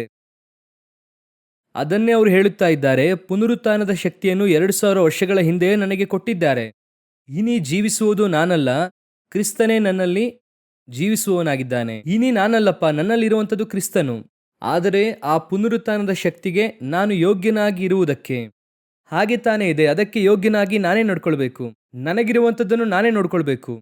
ಇನ್ನೊಬ್ಬರು ನಿಮಗೆ ಕೊಡುವುದಿಲ್ಲ. ನೀವು ಹೋಗಿ ಅಲ್ಲಿ ಹೇಳೋಕ್ಕಾಗಲ್ಲ. ನೋಡಿ, ಯಾರು ಕೂಡ ನನ್ನನ್ನು ಗೌರವಿಸುತ್ತಾ ಇಲ್ಲ, ಯಾರು ಗೌರವಿಸುವುದಿಲ್ಲ ಅಲ್ಲ, ಅಭಿಷೇಕಕ್ಕೆ ಅವನು ಗೌರವಿಸುತ್ತಾನೆ. ಆ ಅರಸನ ಘನ ಬರುತ್ತದೆ. ಸೊಲೊಮೋನನನ್ನು ಕತ್ತೆಯ ಮೇಲೆ ಅರಸನನ್ನಾಗಿ ಮಾಡಿದ್ದಾರೆ ಎನ್ನುವಂಥ ವಿಷಯವನ್ನು ಅದವನೇನು ಕೇಳಲ್ಪಟ್ಟಾಗ ಅವರೆಲ್ಲರೂ ಕೂಡ ತಮ್ಮ ಒಂಟೆಗಳನ್ನು ತೆಗೆದುಕೊಂಡು ಓಡಿ ಹೋದರು ಎಂಬುದಾಗಿ ತಾನೇ ಇದೆ. ಓಡಿ ಹೋದರು. ಅದೋನಿಯನು ಏನ್ ಮಾಡ್ದ? ಆ ಕೊಂಬನ್ನು ಹೋಗಿ ಹಿಡ್ಕೊಂಡಂತೆ. ಯಾಕೆ? ಚೆನ್ನಾಗಿ ಗಮನಿಸಿರಿ. ಯಾರು ಈಗ ಅದೋನಿಯನನ್ನು ಕರೆಯಲಿಲ್ಲ. ಅದೋನಿಯನನ್ನು ಯಾರು ಗಮನಿಸಲಿಲ್ಲ. ಏನ್ ಈ ರೀತಿ ಮಾಡ್ತಿದ್ಯಾ ಅಂತ ಯಾರು ಕೇಳಲಿಲ್ಲ. ವಾಕ್ಯ ಹೇಳುತ್ತದೆ, ಸೊಲೊಮೋನನು ಅರಸನಾಗಿದ್ದಾನೆ ಎನ್ನುವಂತ ವಿಷಯವನ್ನು ಕೇಳಲ್ಪಟ್ಟ ಕೂಡಲೇ, ಅದೇ ಅಭಿಷೇಕಕ್ಕೆ ಇರುವಂತ ಮಹಿಮೆ, ನಿಮ್ಮನ್ನು ಅರಸನನ್ನಾಗಿ ಅಭಿಷೇಕಿಸಿದ್ದಾರೆ ಎನ್ನುವಂತ ವಿಷಯ ಕೇಳಲ್ಪಟ್ಟ ಕೂಡಲೇ ವಿರೋಧಿ ಆಟೋಮೆಟಿಕ್ ಆಗಿ ಬಲಿಪೀಠದಲ್ಲಿ ಹೋಗಿ ಆ ಕೊಂಬನ್ನು ಹಿಡಿದುಕೊಳ್ಳುತ್ತಾನೆ. ಅದನ್ನೇ ಹೇಳುತ್ತಾರೆ, ಪುನರುತ್ಥಾನದ ಶಕ್ತಿಯು ನನ್ನಲ್ಲಿ ಬಂತು ಅಂದರೆ. ಹಾಗಾದ್ರೆ ಯೇಸು ಕ್ರಿಸ್ತನಲ್ಲಿ ಪುನರುತ್ಥಾನದ ಶಕ್ತಿ ಹೇಗಿತ್ತು, ಆ ಶಕ್ತಿ ನಿಮ್ಮಲ್ಲಿರಬೇಕು. ಅದನ್ನೇ ಪೌಲನು ಬರೆಯುತ್ತಾರೆ, ಆತನ ಪುನರುತ್ಥಾನದ ಶಕ್ತಿಯನ್ನು ಧರಿಸಿಕೊಳ್ಳುವುದಕ್ಕೆ. ನಾವೀಗ ಆ ರೀತಿ ಇದ್ದೇವಾ? ಆ ಪುನರುತ್ಥಾನದ ಶಕ್ತಿಯು ನಮ್ಮಲ್ಲಿ ಬಂದಿದೆಯಾ? ಆ ಪುನರುತ್ಥಾನದ ಶಕ್ತಿ ಅಂದರೆ ಏನು? ಅದನ್ನು ಹೇಳಿ ನಾನು ಮುಗಿಸುತ್ತೇನೆ. ನಾವೀಗ ಇದನ್ನು ಧರಿಸಿಕೊಳ್ಳಬೇಕೆಂಬುದಾಗಿ ಹೇಳುತ್ತದೆ. ಅದನ್ನು ಧರಿಸಿಕೊಳ್ಳುವುದಕ್ಕೆ ನಾವು ಆತನ ಮರಣದ ವಿಷಯದಲ್ಲಿ ಅನುರೂಪವಾಗಬೇಕೆಂಬುದಾಗಿ ವಾಕ್ಯ ಹೇಳುತ್ತದೆ. ಆ ರೀತಿ ಮರಣಕ್ಕೆ ಒಳಪಡುವಾಗ ಆತನು ಹೇಗೆ ಪುನರುತ್ಥಾನಗೊಂಡ್ರು, ಆ ರೀತಿಯಾಗಿ ನಾನು ಕೂಡ 2000 ವರ್ಷಗಳ ಹಿಂದೆ ಪುನರುತ್ಥಾನಗೊಂಡಿದ್ದೇನೆ. ಅವರ ದೃಷ್ಟಿಯಲ್ಲಿ ನಾನು ಏನಾಗಿದ್ದೇನೆ? ಪುನರುತ್ಥಾನದ ಶಕ್ತಿಯನ್ನು ಹೊಂದಿದ್ದೇನೆ. ಆ ಪುನರುತ್ಥಾನದ ಶಕ್ತಿ ಅಂದರೆ ಏನು? ಅದನ್ನು ಮಾತ್ರ ಹೇಳಿ ಮುಗಿಸುತ್ತೇನೆ. ಓದಿರಿ, ಆ ವಾಕ್ಯ ಓದಿರಿ. ಭೂಮಿಯು ಅದರಿತು, ಬಂಡೆಗಳು ಸೀಳಿ ಹೋದವು, ಸಮಾಧಿಗಳು ತೆರೆದವು, ನಿದ್ದೆ ಹೋಗಿದ್ದ ಅನೇಕ ಭಕ್ತರ ದೇಹಗಳು ಎದ್ದವು. ಗಮನಿಸಿರಿ, ಇದು ಯಾವಾಗ ಸಂಭವಿಸುತ್ತದೆ ಅಂದರೆ ಅದರ ಹಿಂದಿನ ವಾಕ್ಯ ಓದಿರಿ. ಆಗ ಇಗೋ, ದೇವಾಲಯದ ತೆರೆಯು ಮೇಲಿಂದ ಕೆಳಗಿನವರೆಗೂ ಅರಿದು 2 ಭಾಗವಾಯಿತು. ಭೂಮಿಯು ಅದಿರಿತು, ಬಂಡೆಗಳು ಸೀಳಿ ಹೋದವು. ಇದೆಲ್ಲ ಯೇಸು ಕ್ರಿಸ್ತನು ಶಿಲುಬೆಗೆ ಹಾಕಲ್ಪಟ್ಟಂತ ಆ ದಿನ, ಆ ನಿಮಿಷದಲ್ಲಿ ನಡೆದದ್ದು. ಅವರು ಸಾಯುವ ಆ ನಿಮಿಷದಲ್ಲಿ ನಡೆಯುತ್ತದೆ. ಆದರೆ ಪುನರುತ್ಥಾನದ ಶಕ್ತಿ ಅಂದ್ರೆ ಏನೆಂಬುದಾಗಿ ಗಮನಿಸಿರಿ. ಇದಕ್ಕೂ ಮುಂಚೆ ಇದ್ದದೆಲ್ಲ ಯೇಸು ಕ್ರಿಸ್ತನು ಶಿಲುಬೆಗೆ ಹಾಕಲ್ಪಟ್ಟಾಗ ಅವತ್ತು ನಡೆದಂತಹ ಸಂಭವ. ಇವರು ಯಾವಾಗ ಪುನರುತ್ಥಾನಗೊಂಡರು? 3ನೆಯ ದಿನ. ಹಾಗಾದರೆ ಈ ವಾಕ್ಯದ ಪ್ರಕಾರ ಮುಂದೆ ಬರುವುದೆಲ್ಲ ಯಾವಾಗ ನಡಿಬೇಕು? 3ನೆಯ ದಿನ ನಡೆಯಬೇಕು. ಸಮಾಧಿಗಳು ಶಿಲುಬೆಯಲ್ಲಿ ಸತ್ತ ಅವತ್ತೇ ತೆರೆಯಿತು. ಹಾಗೆ ತಾನೇ ಇದೆ, ಸಮಾಧಿಗಳು ತೆರೆದವು. ಆದರೆ ಯೇಸು ಕ್ರಿಸ್ತನು ಪುನರುತ್ಥಾನಗೊಂಡಿದ್ದು ಯಾವಾಗ? 3ನೆಯ ದಿನ. 3ನೆಯ ದಿನ ಅವರು ಪುನರುತ್ಥಾನಗೊಂಡ ನಂತರ ಸಮಾಧಿಗಳೊಳಗಿಂದ ಹೊರಗೆ ಬಂದು, ಹಾಗಂದ್ರೆ ಏನರ್ಥ? ಚೆನ್ನಾಗಿ ಗಮನಿಸಿರಿ. ಸಮಾಧಿಗಳೆಲ್ಲ ತೆರೆಯಲ್ಪಡುತ್ತದೆ, ಅವರು ಕಾಣಲ್ಪಡುತ್ತಾರೆ. ಆದರೆ ಅವರು ಹೊರಟು ಬರುವುದು ಯಾವಾಗ ಗೊತ್ತಾ? ಇವರು ಪುನರುತ್ಥಾನಗೊಂಡ್ರೇನೆ ಅವರು ಪುನರುತ್ಥಾನಗೊಳ್ಳುತ್ತಾರೆ. ನಾನು ಹೇಳುವುದು ಅರ್ಥವಾಗುತ್ತಿದೆಯಾ? ಅವರು ಸಾಯುವಾಗ ಸಮಾಧಿಗಳು ತೆರೆಯಲ್ಪಟ್ಟವು, ಅದು ಅವರ ಶಕ್ತಿ. ಒಂದು ಉದಾಹರಣೆಗೆ ಹೇಳುತ್ತೇನೆ ನಿಮಗೆ ಅರ್ಥವಾಗುವುದಕ್ಕೋಸ್ಕರವಾಗಿ. ಈಗ ಲಾಜರನು ಸತ್ತು ಹೋದ ತಾನೆ. ಲಾಜರನು ಸತ್ತು ಹೋದ್ನ? ಯೇಸು ಕ್ರಿಸ್ತನು ಜೀವಂತವಾಗಿರುವಾಗಲೇ ಅವ್ರು ಏನ್ ಮಾಡಿದ್ರು? ಯೇಸು ಜೀವಂತವಾಗಿರುವಾಗಲೇ ಏನ್ ಮಾಡುತ್ತಾರೆ? ಲಾಜರನನ್ನು ಜೀವಂತವಾಗಿ ಎಬ್ಬಿಸುತ್ತಾರಾ? ಅವನು ಬಂದ. ಯಾಯಿರನ ಮಗಳನ್ನು ಏನ್ ಮಾಡುತ್ತಾರೆ? ಜೀವಂತವಾಗಿ ಎಬ್ಬಿಸುತ್ತಾರೆ. ನಾಯಿನನ ವಿಧವೆಯ ಮಗನನ್ನು ಇವರೆಲ್ಲ ಮತ್ತೆ ಸತ್ತೋದ್ರ ಇಲ್ವಾ? ಮತ್ತೆ ಸತ್ತೋದ್ರು ತಾನೆ. ಮತ್ತೆ ಸಮಾಧಿಗಳಿಗೆ ಹೋದ್ರು ತಾನೆ. ಲಾಜರನನ್ನು ಮತ್ತೆ ಕಲ್ಲಾಕಿ ಮುಚ್ಚುತ್ತಾರೆ ತಾನೆ. ಹೌದು ತಾನೆ. ಇದುವೇ ಯೇಸು ಕ್ರಿಸ್ತನು ಜೀವಂತವಾಗಿದ್ದಾಗ ಅವರಿಗಿದ್ದಂತ ಶಕ್ತಿ. ಯೇಸು ಜೀವಂತವಾಗಿ ಇದ್ದಾಗ ಅವರಿಗಿದ್ದ ಶಕ್ತಿ ಏನಂದ್ರೆ, ಕುರುಡರಿಗೆ ಕಣ್ಣು ಕಾಣುತ್ತದೆ, ಕಿವುಡರು ಕೇಳಿಸಿಕೊಳ್ಳುತ್ತಾರೆ, ಸತ್ತವರು ಜೀವಂತವಾಗಿ ಎದ್ದು ನಡೆಯುತ್ತಾರೆ. ಆದರೆ ಪುನಃ ಅವರೆಲ್ಲರೂ ಕೂಡ ಸಾಯುತ್ತಾರೆ, ಮತ್ತೆ ಏನಾಗುತ್ತಾರೆ. ಆದರೆ ಪುನರುತ್ಥಾನದ ಶಕ್ತಿ ಏನಂದ್ರೆ, ಸಮಾಧಿಯೊಳಗೆ ಇದ್ದಂತ ಒಬ್ಬನು ಪುನರುತ್ಥಾನಗೊಳ್ಳುತ್ತಾನೆ ಅಲ್ವಾ? ಮತ್ತೆ ಸಮಾಧಿಯೊಳಗೆ ಹೋಗುವುದಿಲ್ಲ, ಅವನು ನಿರಂತರವಾಗಿ ಪುನರುತ್ಥಾನವಾಗಿ ಇರುತ್ತಾನೆ. ಅರ್ಥವಾಗುತ್ತಿದೆಯಾ? ಅವರು ಜೀವಂತವಾಗಿರುವಾಗ, ಯೇಸು ಜೀವಂತವಾಗಿರುವಾಗಲೂ ಕೂಡ ಸಮಾಧಿಗಳು ತೆರೆಯಲ್ಪಟ್ಟವು. ಅದಾದ ನಂತರವಾಗಿ ಖಂಡಿತವಾಗಿ ಲಾಜರನ ಒಂದು ದಿನ ಏನಾಗಿರುತ್ತಾರೆ? ಸತ್ತಿರುತ್ತಾರೆ. ಕನ್ಫರ್ಮ್ ಆಗಿ ಸತ್ತಿರುತ್ತಾರೆ. ಹೌದು ತಾನೆ. ಯಾಯಿರನ ಮಗಳು ಖಂಡಿತವಾಗಿ ಒಂದು ದಿನ ಏನಾಗಿರುತ್ತಾರೆ? ಸತ್ತಿರುತ್ತಾಳೆ. ನಾಯಿನೂರಿನ ವಿಧವೆಯ ಮಗ ಏನಾಗಿರುತ್ತಾನೆ? ಖಂಡಿತವಾಗಿ ಸತ್ತಿರುತ್ತಾನೆ. ಅವರೆಲ್ಲರೂ ಕೂಡ ಮತ್ತೆ ಎಲ್ಲರೂ ಕೂಡ ಸತ್ತಿರುತ್ತಾರೆ. ಅವರು ಸತ್ತರೂ ಕೂಡ ಏನ್ ಹೇಳಿರುತ್ತಾರೆ? ಅವತ್ತು ಯೇಸು ಇವರನ್ನು ಜೀವಂತವಾಗಿ ಎಬ್ಬಿಸಿದ್ರು ರೀ. ಆನಂತರ 20 ವರ್ಷ ಜೀವಂತವಾಗಿದ್ದ, 50 ವರ್ಷ ಜೀವಂತವಾಗಿದ್ದ. ಈಗಲೂ ಯೇಸು ಇದ್ದಿದ್ರೆ ಜೀವಂತವಾಗಿ ಎಬ್ಬಿಸುತ್ತಿದ್ರು. ಆ ರೀತಿ ತಾನೇ ಹೇಳ್ತಿದ್ರು. ಅದೇ ತಾನೇ ಹೇಳಿರುತ್ತಾರೆ. ಆದರೆ ಈಗ ಪುನರುತ್ಥಾನದ ಶಕ್ತಿಯು ಬಂತು. ಇನ್ನು ಸತ್ತವರು ಜೀವಂತವಾಗಿ ಎದ್ದರು, ಆದರೆ ಪುನಃ ಅವರು ಸಮಾಧಿಯೊಳಗೆ ಹೋಗುವುದಿಲ್ಲ. ಅವರು ನಿತ್ಯವಾಗಿ ಪುನರುತ್ಥಾನಗೊಳ್ಳುತ್ತಾರೆ. ಇದುವೇ ನಿಮ್ಮ ನನ್ನೊಳಗೆ ಇರುವಂಥ ಪುನರುತ್ಥಾನದ ಶಕ್ತಿ. ಕ್ರಿಸ್ತನು ಈಗ ಪುನರುತ್ಥಾನಗೊಂಡಿದ್ದಾರೆ. ನಿಮ್ಮ ನನ್ನೊಳಗೆ ಆ ಪುನರುತ್ಥಾನದ ಶಕ್ತಿಯು ಬರುತ್ತದೆ. ಅದು ಬಂತು ಅಂದರೆ ಇನಿ ಏನಾಗುತ್ತದೆ ಅಂತ ಕೇಳುವುದಾದರೆ, ಇನಿ ನೀವು ನಾನು ಸಾಯುವುದಿಲ್ಲ, ನಿತ್ಯವಾಗಿ ನಾವು ಪುನರುತ್ಥಾನಗೊಳ್ಳಲಿದ್ದೇವೆ. ಅದಕ್ಕಾಗಿ ದೇವರು ನಿಮ್ಮನ್ನು ನನ್ನನ್ನು ಆರಿಸಿಕೊಂಡಿದ್ದಾರೆ. ಅದುವೇ ಪುನರುತ್ಥಾನದ ಶಕ್ತಿ. ನಾವೀಗ ಯಾವುದರಲ್ಲಿ ಕಾನ್ಸಂಟ್ರೇಟ್ ಮಾಡುತ್ತಾ ಇದ್ದೇವೆ ಅಂದರೆ, ನಾವೆಲ್ಲರೂ ಕೂಡ ಯಾವುದರಲ್ಲಿ ಕಾನ್ಸಂಟ್ರೇಟ್ ಮಾಡುತ್ತಿದ್ದೇವೆ ಅಂದರೆ, ಸಂಪೂರ್ಣವಾಗಿ ಯೇಸು ಜೀವಂತವಾಗಿದ್ದಾಗ ಏನೇನು ಮಾಡಿದ್ರು ಅದನ್ನೇ ಕಾನ್ಸಂಟ್ರೇಟ್ ಮಾಡುತ್ತಿದ್ದೇವೆ. ಕುರುಡರು ಕಾಣಬೇಕು, ಕಿವುಡರಿಗೆ ಕೇಳಿಸಬೇಕು, ಕುಂಟರು ನಡೆಯಬೇಕು. ಸತ್ಯ ತಾನೆ. ಇದರ ಮೇಲೆ ನಮ್ಮ ಸಂಪೂರ್ಣವಾಗಿ ಕಾನ್ಸಂಟ್ರೇಷನ್ ಇದೆ. ಅದ್ಭುತ ನಡೆಯಬೇಕು, ಸೂಚಕ ಕಾರ್ಯ ನಡೆಯಬೇಕು. ಈಗ ಹೇಳಿ, ಇದ್ದಂತಹ ಲಾಜರನು, ಸತ್ತಂತಹ ಲಾಜರನು, ಜೀವಂತವಾಗಿ ಪುನಃ ಎದ್ದಂತ ಲಾಜರನು ಮತ್ತೆ ಸಾಯುತ್ತಾನೆ. ಇದು ನಿಮಗೆ ಬೇಕಾ? ಇನಿ ಒಬ್ಬರನ್ನು ಪುನರುತ್ಥಾನವಾಗಿ ಎಬ್ಬಿಸಲಿದ್ದೀರಾ? ಅವನು ಇನ್ನು ಸಾಯುವುದೇ ಇಲ್ಲ. ಇದು ಬೇಕಾ? ನಾನು ಹೇಳುವುದು ಅರ್ಥವಾಗ್ತಿದ್ಯಾ? ಇದು ಭೂಮಿಯಲ್ಲಿ ನಡೆಯುವಂತ ಒಂದು ಅದ್ಭುತ. ಯೇಸು ಮಾತ್ರ ಈಗ ಅದನ್ನು ಮಾಡಿಲ್ಲ. ಎಲಿಯನ್ನು ಮಾಡಿದ್ದಾರೆ. ಮಾಡಿದ್ದಾರಾ ಇಲ್ವಾ? ಎಲಿಷಾ ಮಾಡಿದ್ದಾರಾ ಇಲ್ವಾ? ಅದೆಲ್ಲ ಯೇಸು ಕ್ರಿಸ್ತನು ಜೀವಂತವಾಗಿದ್ದಾಗ ಇದ್ದ ಶಕ್ತಿ. ಇದು ಯೇಸು ಇಲ್ಲದೇ ಇದ್ದರೂ ಯೇಸುವಿನ ನಾಮದಲ್ಲಿ ಮಾಡುವುದಕ್ಕೆ ಸಾಧ್ಯ. ಆದರೆ ಪುನರುತ್ಥಾನದ ಶಕ್ತಿಯು ಬಂದಾಗ ಮಾತ್ರವೇ ನರಕಕ್ಕೆ ಹೋಗಬೇಕಾದಂತ ಒಬ್ಬನನ್ನು ಈ ಭೂಮಿಯಲ್ಲಿ ಅವನನ್ನು ವಿಮೋಚಿಸುತ್ತೀರಾ? ಅವನನ್ನು ನಿತ್ಯವಾಗಿ ಪರಲೋಕಕ್ಕೆ ಸೇರಿಸುತ್ತೀರಾ? ಇರುವುದರಲ್ಲಿ ಇದುವೇ ನಿಜವಾದ ಅದ್ಭುತ. ಅರ್ಥವಾಗುತ್ತಿದೆ ನಿಮಗೆ? ನಿಮ್ಮೊಳಗೆ ಯಾಕೆ ಆ ಪುನರುತ್ಥಾನದ ಶಕ್ತಿಯು ಬರಬೇಕೆಂಬುದಾಗಿ ದೇವರು ಬಯಸುತ್ತಿದ್ದಾರೆ ಅಂದರೆ, ನಾನು ಇನ್ನೂ ಸಾಯುವುದಿಲ್ಲ.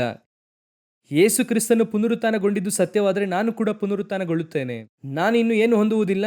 ಮರಣವನ್ನು ಹೊಂದುವುದಿಲ್ಲ. ಆ ಒಂದು ಸ್ಥಳಕ್ಕೆ ದೇವರು ನಮ್ಮನ್ನು ತಂದಿದ್ದಾರೆ. ಈಗ ಅಲ್ಲಿ ಪುನರುತ್ಥಾನಗೊಂಡವರಿದ್ದಾರಲ್ವಾ, ಅವರು ಪರಿಶುದ್ಧ ಪಟ್ಟಣದಲ್ಲಿ ಕಾಣಿಸಿಕೊಂಡರು. ಇದೆಯಾ? ನಾವು ಕೂಡ ಪರಿಶುದ್ಧ ಪಟ್ಟಣದಲ್ಲಿ ಕಾಣಿಸಿಕೊಳ್ಳುತ್ತೇವೆ. ಎಲ್ಲಿ? ಪರದೇಶಿಯಲ್ಲೋ ಅಥವಾ ಪರಲೋಕಕ್ಕೆ ಹೋಗುತ್ತೇವೆ ಅಂತ ಇಟ್ಕೊಳ್ಳಿ. ಆ ರೀತಿ ನೀವು ನಾನು ಪರಲೋಕಕ್ಕೆ ಹೋದಂಥವರು ಮತ್ತೆ ನರಕಕ್ಕೆ ಹೋಗುತ್ತೇವಾ? ಹೋಗಲ್ಲ. ಮತ್ತೆ ಸಮಾಧಿಯೊಳಗೆ ಏನಾಗಲ್ಲ, ಹೋಗುವುದಿಲ್ಲ. ಇದುವೇ ಪುನರುತ್ಥಾನದ ಶಕ್ತಿ. ಒನ್ಸ್ ಫಾರ್ ಆಲ್ ದೇವರು ನಮ್ಮನ್ನು ಎಬ್ಬಿಸಿದ್ದಾರೆ.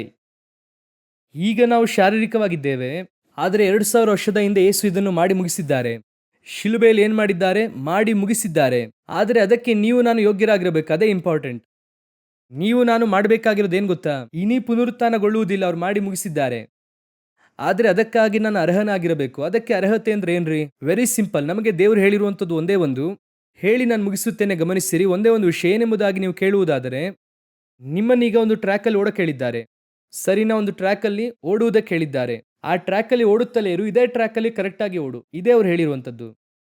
ನಾನು ಏನು ಮಾಡಿದ್ದೇನೆ ಅಂದರೆ, ಅಪ್ಪ ನಿನಗೆ ಮುಂಚಿತವಾಗಿ ನಾನು ಓಡಿ ಹೋಗಿ ನಿನಗೆ ಬೇಕಾದ ಕಪ್ಪನ್ನು ತಂದು ಇಟ್ಟಿದ್ದೇನೆ. ಆ ಟ್ರ್ಯಾಕಲ್ಲಿ ಮಾತ್ರ ನೀನು ಸರಿಯಾಗಿ ಓಡ್ತಾ ಇದ್ರೆ ಈ ಕಪ್ಪು ನಿನಗೆ ಏನಾಗುತ್ತದೆ? ಸಿಗುತ್ತದೆ. ಆ ಟ್ರ್ಯಾಕ್ನ ಕಾರ್ನರಲ್ಲಿ ಆ ಕಪ್ಪಿದೆ. ಕಾಣ್ತಾ ಇದೆಯಾ? ಕಾಣ್ತಾ ಇದೆ.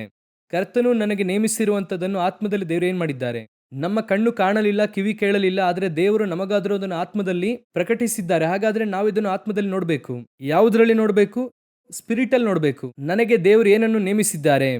ನೀವು ಏನನ್ನು ನೋಡುವುದಕ್ಕೆ ಆಸೆ ಪಡುತ್ತೀರಾ ಅಂದರೆ, ಹೇಗಾದರೂ ನನಗೆ ಮಗು ಹುಟ್ಟಿ ಆ ಮಗುವನ್ನು ನನ್ನ ಕಣ್ಣಿಂದ ನೋಡಬೇಕು, ನನ್ನ ಮೊಮ್ಮಗನನ್ನು ಕಣ್ಣಿಂದ ನೋಡಬೇಕು, ಒಂದು ಮನೆ ಕಟ್ಟಿ ನೋಡಬೇಕು. ಇದೇ ತಾನೇ ನಮ್ಮ ಆಸೆ. ನಮಗಿರುವುದರಲ್ಲಿಯೇ ಪ್ರಧಾನ ಆಸೆ ಇದೇ ತಾನೆ. ದೇವರು ಹೇಳುತ್ತಾರೆ, ನಿನಗೆ ಎಟರ್ನಲ್ಲಿ ಒಂದು ಇಟ್ಟಿದ್ದೇನೆ, ನಿತ್ಯತ್ವದಲ್ಲಿ. ಅದನ್ನು ನೋಡುವುದಕ್ಕೆ ಸಾಧ್ಯವಾ? ಅದನ್ನು ನೋಡಿದ್ರೇನೆ ಇದನ್ನು ನೀನು ಜಯಿಸುವುದಕ್ಕೆ ಸಾಧ್ಯ. ಆ ಅರ್ಹತೆ ಪಡೆಯಬೇಕೆನ್ನುವಂಥದ್ದು ಹೇಗಿದೆ ಅಂದರೆ, ನಿಮ್ಗೆ ಅರ್ಥವಾಗ್ತಿದ್ಯಾ? ಆ ಕಾಲೇಜಲ್ಲಿ ಸೀಟು ಸಿಕ್ಕಿ, ಆ ಸೀಟ್ ಸಿಕ್ಕಿರುವುದಕ್ಕೆ ಕನ್ಫರ್ಮೇಷನ್ ಆಗಿ ಒಂದು ಲೆಟರ್ ಕೊಡುತ್ತಾರೆ ಅಲ್ವಾ? ಫೀಸ್ ಕಟ್ಟಿದ ಕೂಡಲೇ ಒಂದು ಬಿಲ್ ಕೊಡುತ್ತಾರೆ ಅಲ್ವಾ? ಅದನ್ನು ನೋಡಿದ್ರೇನೆ ನಿಮ್ಗೆ ಏನು ಬರುತ್ತದೆ? ಒಂದು ಕನ್ಫರ್ಮೇಷನ್ ಆಗುತ್ತದೆ. ಇನ್ನು ಮುಂದೆ ನಾನು ಕಾಲೇಜ್ ಸ್ಟೂಡೆಂಟು, ಕಾಲೇಜ್ಗೆ ಹೋಗಬೇಕು. ಅದು ಸಿಗುವ ತನಕ ಒಂದು ಬೇಜವಾಬ್ದಾರಿತನ ಇರುತ್ತದೆ. ಏನು ಬೇಜವಾಬ್ದಾರಿ? ಮೊದಲು ಸಿಗ್ಲಿ ನೋಡೋಣ. ಆಮೇಲೆ ಕೇಳುತ್ತಾರೆ, ಬ್ಯಾಗ್ ತಗೊಂಡ, ಬುಕ್ಸ್ ತಗೊಂಡ, ಮೊದಲು ಸೀಟ್ ಸಿಗ್ಲಿ. ಆದರೆ ಸೀಟ್ ಕೊಟ್ಟರು, ಆ ಅಡ್ಮಿಷನ್ ಬಿಲ್ ಸಿಕ್ಕಿದ್ರೆ ಸಾಕು, ಆ ಕಾಲೇಜ್ಗೆ ನಾನು ಸೇರುತ್ತೇನೆ ಅನ್ನೋಂಥ ಕನ್ಫರ್ಮೇಷನ್ ನಿಮಗೆ ಸಿಕ್ಕಿದ್ರೆ ಸಾಕು, ಆಟೋಮೆಟಿಕ್ ಆಗಿ ನೀವೆಲ್ಲವನ್ನು ಏನು ಮಾಡೋಕೆ ಆರಂಭಿಸ್ತೀರಾ? ತಗೊಳ್ಳೋಕೆ ಆರಂಭಿಸ್ತೀರಾ. ಹಾಗಾದ್ರೆ ನಾನು ಅದನ್ನು ನೋಡ್ಬೇಕಲ್ವಾ? ಆದ್ರಿಂದಲೇ ಪೌಲನಿಂದ ಏನ್ ಮಾಡೋಕೆ ಸಾಧ್ಯವಾಯಿತು? ತನಗೆ ನೇಮಿಸಲ್ಪಟ್ಟಂತವುಗಳನ್ನು ನೋಡುವುದಕ್ಕೆ ಆದದರಿಂದ ತನಗೆ ಇದ್ದಂತ ಫ್ಯೂಚರ್ ಅನ್ನು ಅವರು ನೋಡಿದ್ರು. ನಾನು ಸ್ಪಿರಿಚುವಲ್ ಆಗಿ ಹೇಳ್ತಾ ಇದ್ದೇನೆ, ಅದನ್ನು ಅವರು ನೋಡಿದ್ದರಿಂದಲೇ ಇದನ್ನು ನಷ್ಟವೆಂದು ಕಸವೆಂದು ಅವರಿಂದ ಬಿಡೋಕೆ ಸಾಧ್ಯವಾಯಿತು. ಯಾಕಂದ್ರೆ ಅವರು ಬಿಡುವಂಥದ್ದು ಯಾವುದು ಲಾಭವೋ ಎಲ್ಲದಕ್ಕಿಂತಲೂ ಕೂಡ ಅದು ಲಾಭ. ಮೇಲೆ ಒಂದಿದೆಯಲ್ವಾ, ಅದು ಎಲ್ಲದಕ್ಕಿಂತಲೂ ಕೂಡ ಏನಾಗಿದೆ? ಲಾಭವಾಗಿ ಇದೆ. ಅದು ಲಾಭವಾಗಿದ್ದರಿಂದ ಇದು ಅವ್ರಿಗೆ ಏನಾಗಿ ಅನಿಸ್ತಾ ಇದೆ? ನಷ್ಟವಾಗಿದ್ದರಿಂದಲೇ ಈ ನಷ್ಟಕ್ಕೆ ಅವಶ್ಯವಾಗಿರುವಂತಹ ಶರೀರವನ್ನು ಅವ್ರು ಏನ್ ಮಾಡಿದ್ರು? ಅವರು ಅದನ್ನು ಲಾಭವಾಗಿ ಯಾತಕ್ಕಾಗಿ ಇಟ್ಕೊಂಡಿದ್ರು? ಶರೀರಕ್ಕಾಗಿ. ಅದನ್ನೀಗ ಏನ್ ಮಾಡಿದ್ರು? ಅವರು ಆಟೋಮೆಟಿಕ್ ಆಗಿ ಈ ಶರೀರ ಸಾಯಲಿ ಎಂಬುದಾಗಿ ಬಿಟ್ರು. ಇದು ಸಾಯಲಿ ಅಪ್ಪ. ಯಾಕೆ? ಈ ಶರೀರಕ್ಕೆ ನಾನು ಇಟ್ಟುಕೊಂಡಿದ್ದಂಥದ್ದೆಲ್ಲವೂ ಕೂಡ ಏನು?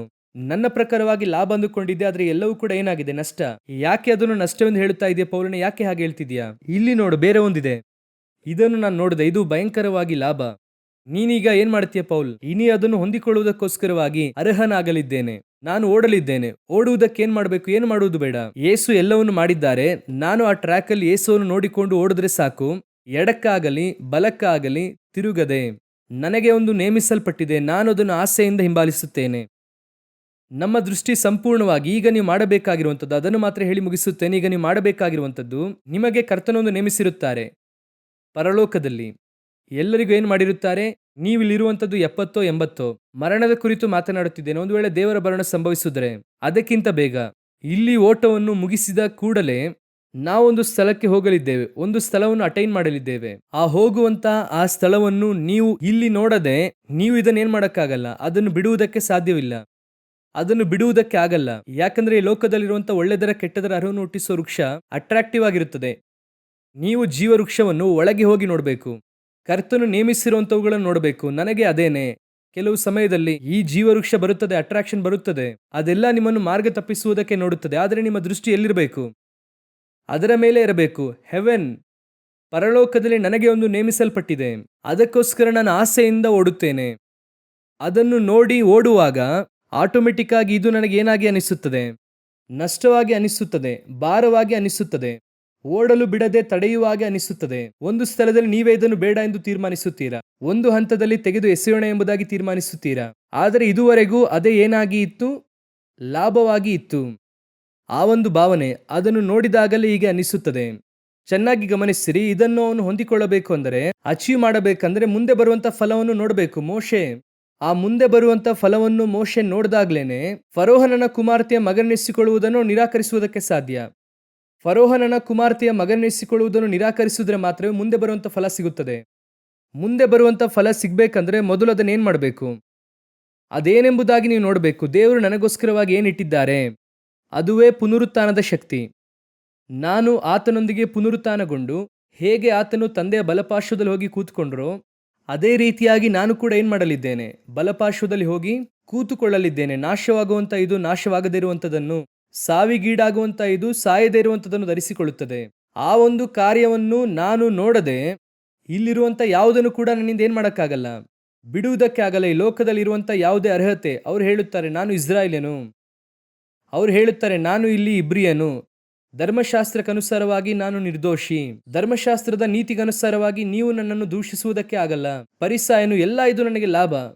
ನಾನಿಲ್ಲಿ ಸಂಪಾದಿಸುವಂಥದ್ದು ವಿದ್ಯಾಭ್ಯಾಸ ನನಗೆ ಲಾಭ.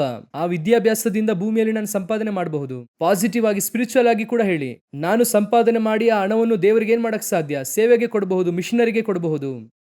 ನಾನು ಈ ಊರಿನವನು, ಈ ಊರಿನವನಾಗಿರುವಂಥದ್ದು ನನಗೆ ಲಾಭ. ಆ ಊರೊಳಗೆ ಹೋಗಿ ಈಸಿಯಾಗಿ ನಾನು ಏನ್ ಮಾಡೋಕ್ ಸಾಧ್ಯ? ಸುವಾರ್ತೆ ಹೇಳಬಹುದು, ಗಾಸ್ಪೆಲ್ ಹೇಳಬಹುದು. ನಾನು ನನ್ನ ಬಳಿಯಲ್ಲಿ ಈ ರೀತಿಯಾದಂಥ ಕಾರ್ಯಗಳನ್ನು ಇಟ್ಟುಕೊಂಡಿದ್ದೇನೆ. ಇದು ನನ್ನ ಹತ್ರ ಇರುವುದರಿಂದ ನಾನು ಏನ್ ಮಾಡಬಹುದು? ಕ್ರಿಸ್ತನಿಗೋಸ್ಕರವಾಗಿ ಈ ರೀತಿಯಾಗೆಲ್ಲ ಮಾಡಬಹುದು. ಆದರೆ ದೇವರು ಹೇಳುತ್ತಾರೆ ಇದೆಲ್ಲ ಇಲ್ಲಿ ಲಾಭ, ಆದರೆ ಪುನರುತ್ಥಾನಗೊಳ್ಳುವುದಕ್ಕೆ ಕಷ್ಟ.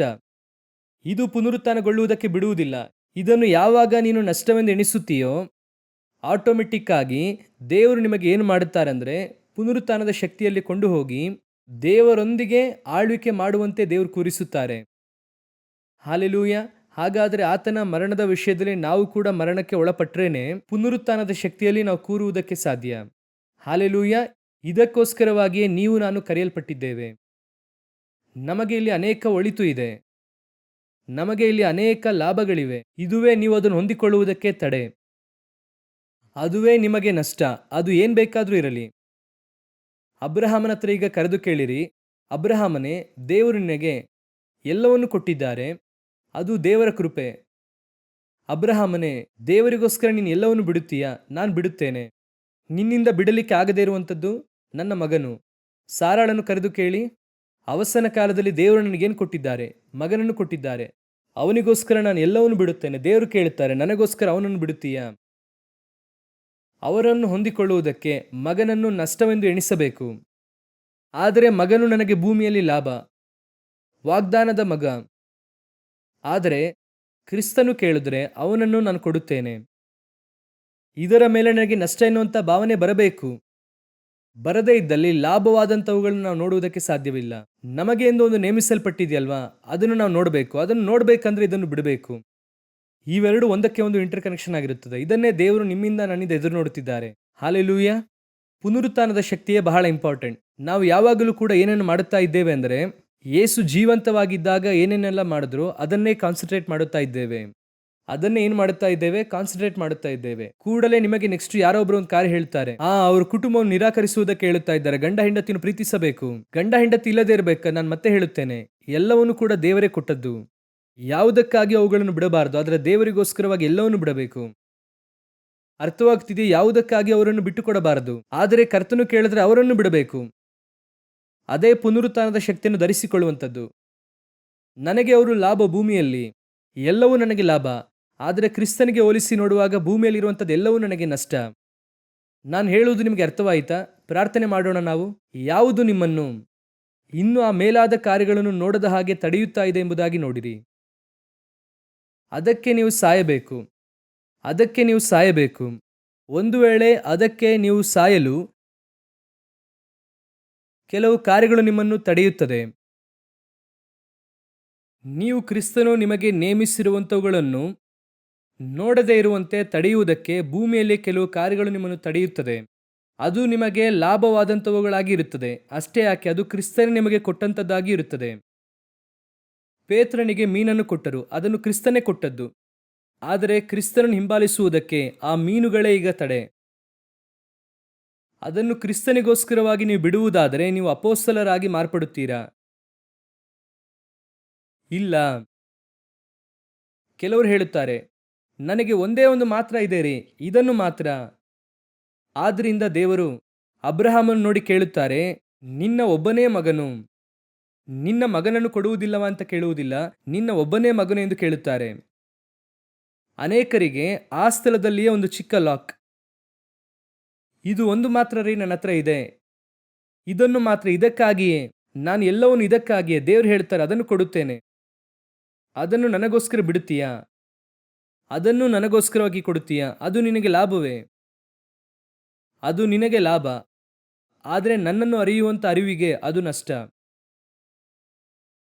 ನಾವು ಅನೇಕ ಸಮಯದಲ್ಲಿ ಆಪೋಸಿಟ್ ಆಗಿ ನಮ್ಮನ್ನು ಆಕರ್ಷಿಸುವಂಥ ಸಂಬಂಧಗಳನ್ನು ಮಾತ್ರ ನಾವು ನಷ್ಟವಾಗಿ ನೋಡುತ್ತೇವೆ. ಅನೇಕ ಸಮಯದಲ್ಲಿ ನ್ಯಾಯವಾದ ಸಂಬಂಧಗಳು ಕೂಡ ಕ್ರಿಸ್ತನನ್ನು ಅರಿಯುವುದಕ್ಕೆ ನಿಮಗೆ ತಡೆಯಾಗಿರುತ್ತದೆ. ನಿಮ್ಮನ್ನೇ ಪರೀಕ್ಷಿಸಿ ನೋಡಿಕೊಳ್ಳಿರಿ. ನಿಮ್ಮ ವಿದ್ಯಾಭ್ಯಾಸ ಕೆಲವು ಸಮಯದಲ್ಲಿ ತಡೆಯಾಗಿರುತ್ತದೆ, ನಿಮ್ಮ ಕೆಲಸ ತಡೆಯಾಗಿರುತ್ತದೆ. ದೇವರನ್ನು ಹಿಂಬಾಲಿಸಬೇಕಾ ಅಥವಾ ರಾಜನ ಆಜ್ಞೆಗೆ ವಿಧೇಯನಾಗಬೇಕಾ ಅಂದರೆ, ಅರಸನ ಆಜ್ಞೆಗೆ ವಿಧೇಯನಾಗಿ ದೇವರನ್ನು ಹಿಂಬಾಲಿಸದೆ ಹೋದರೆ ಆ ಪೋಸ್ಟಿಂಗ್ ಉಳಿಯುತ್ತದೆ.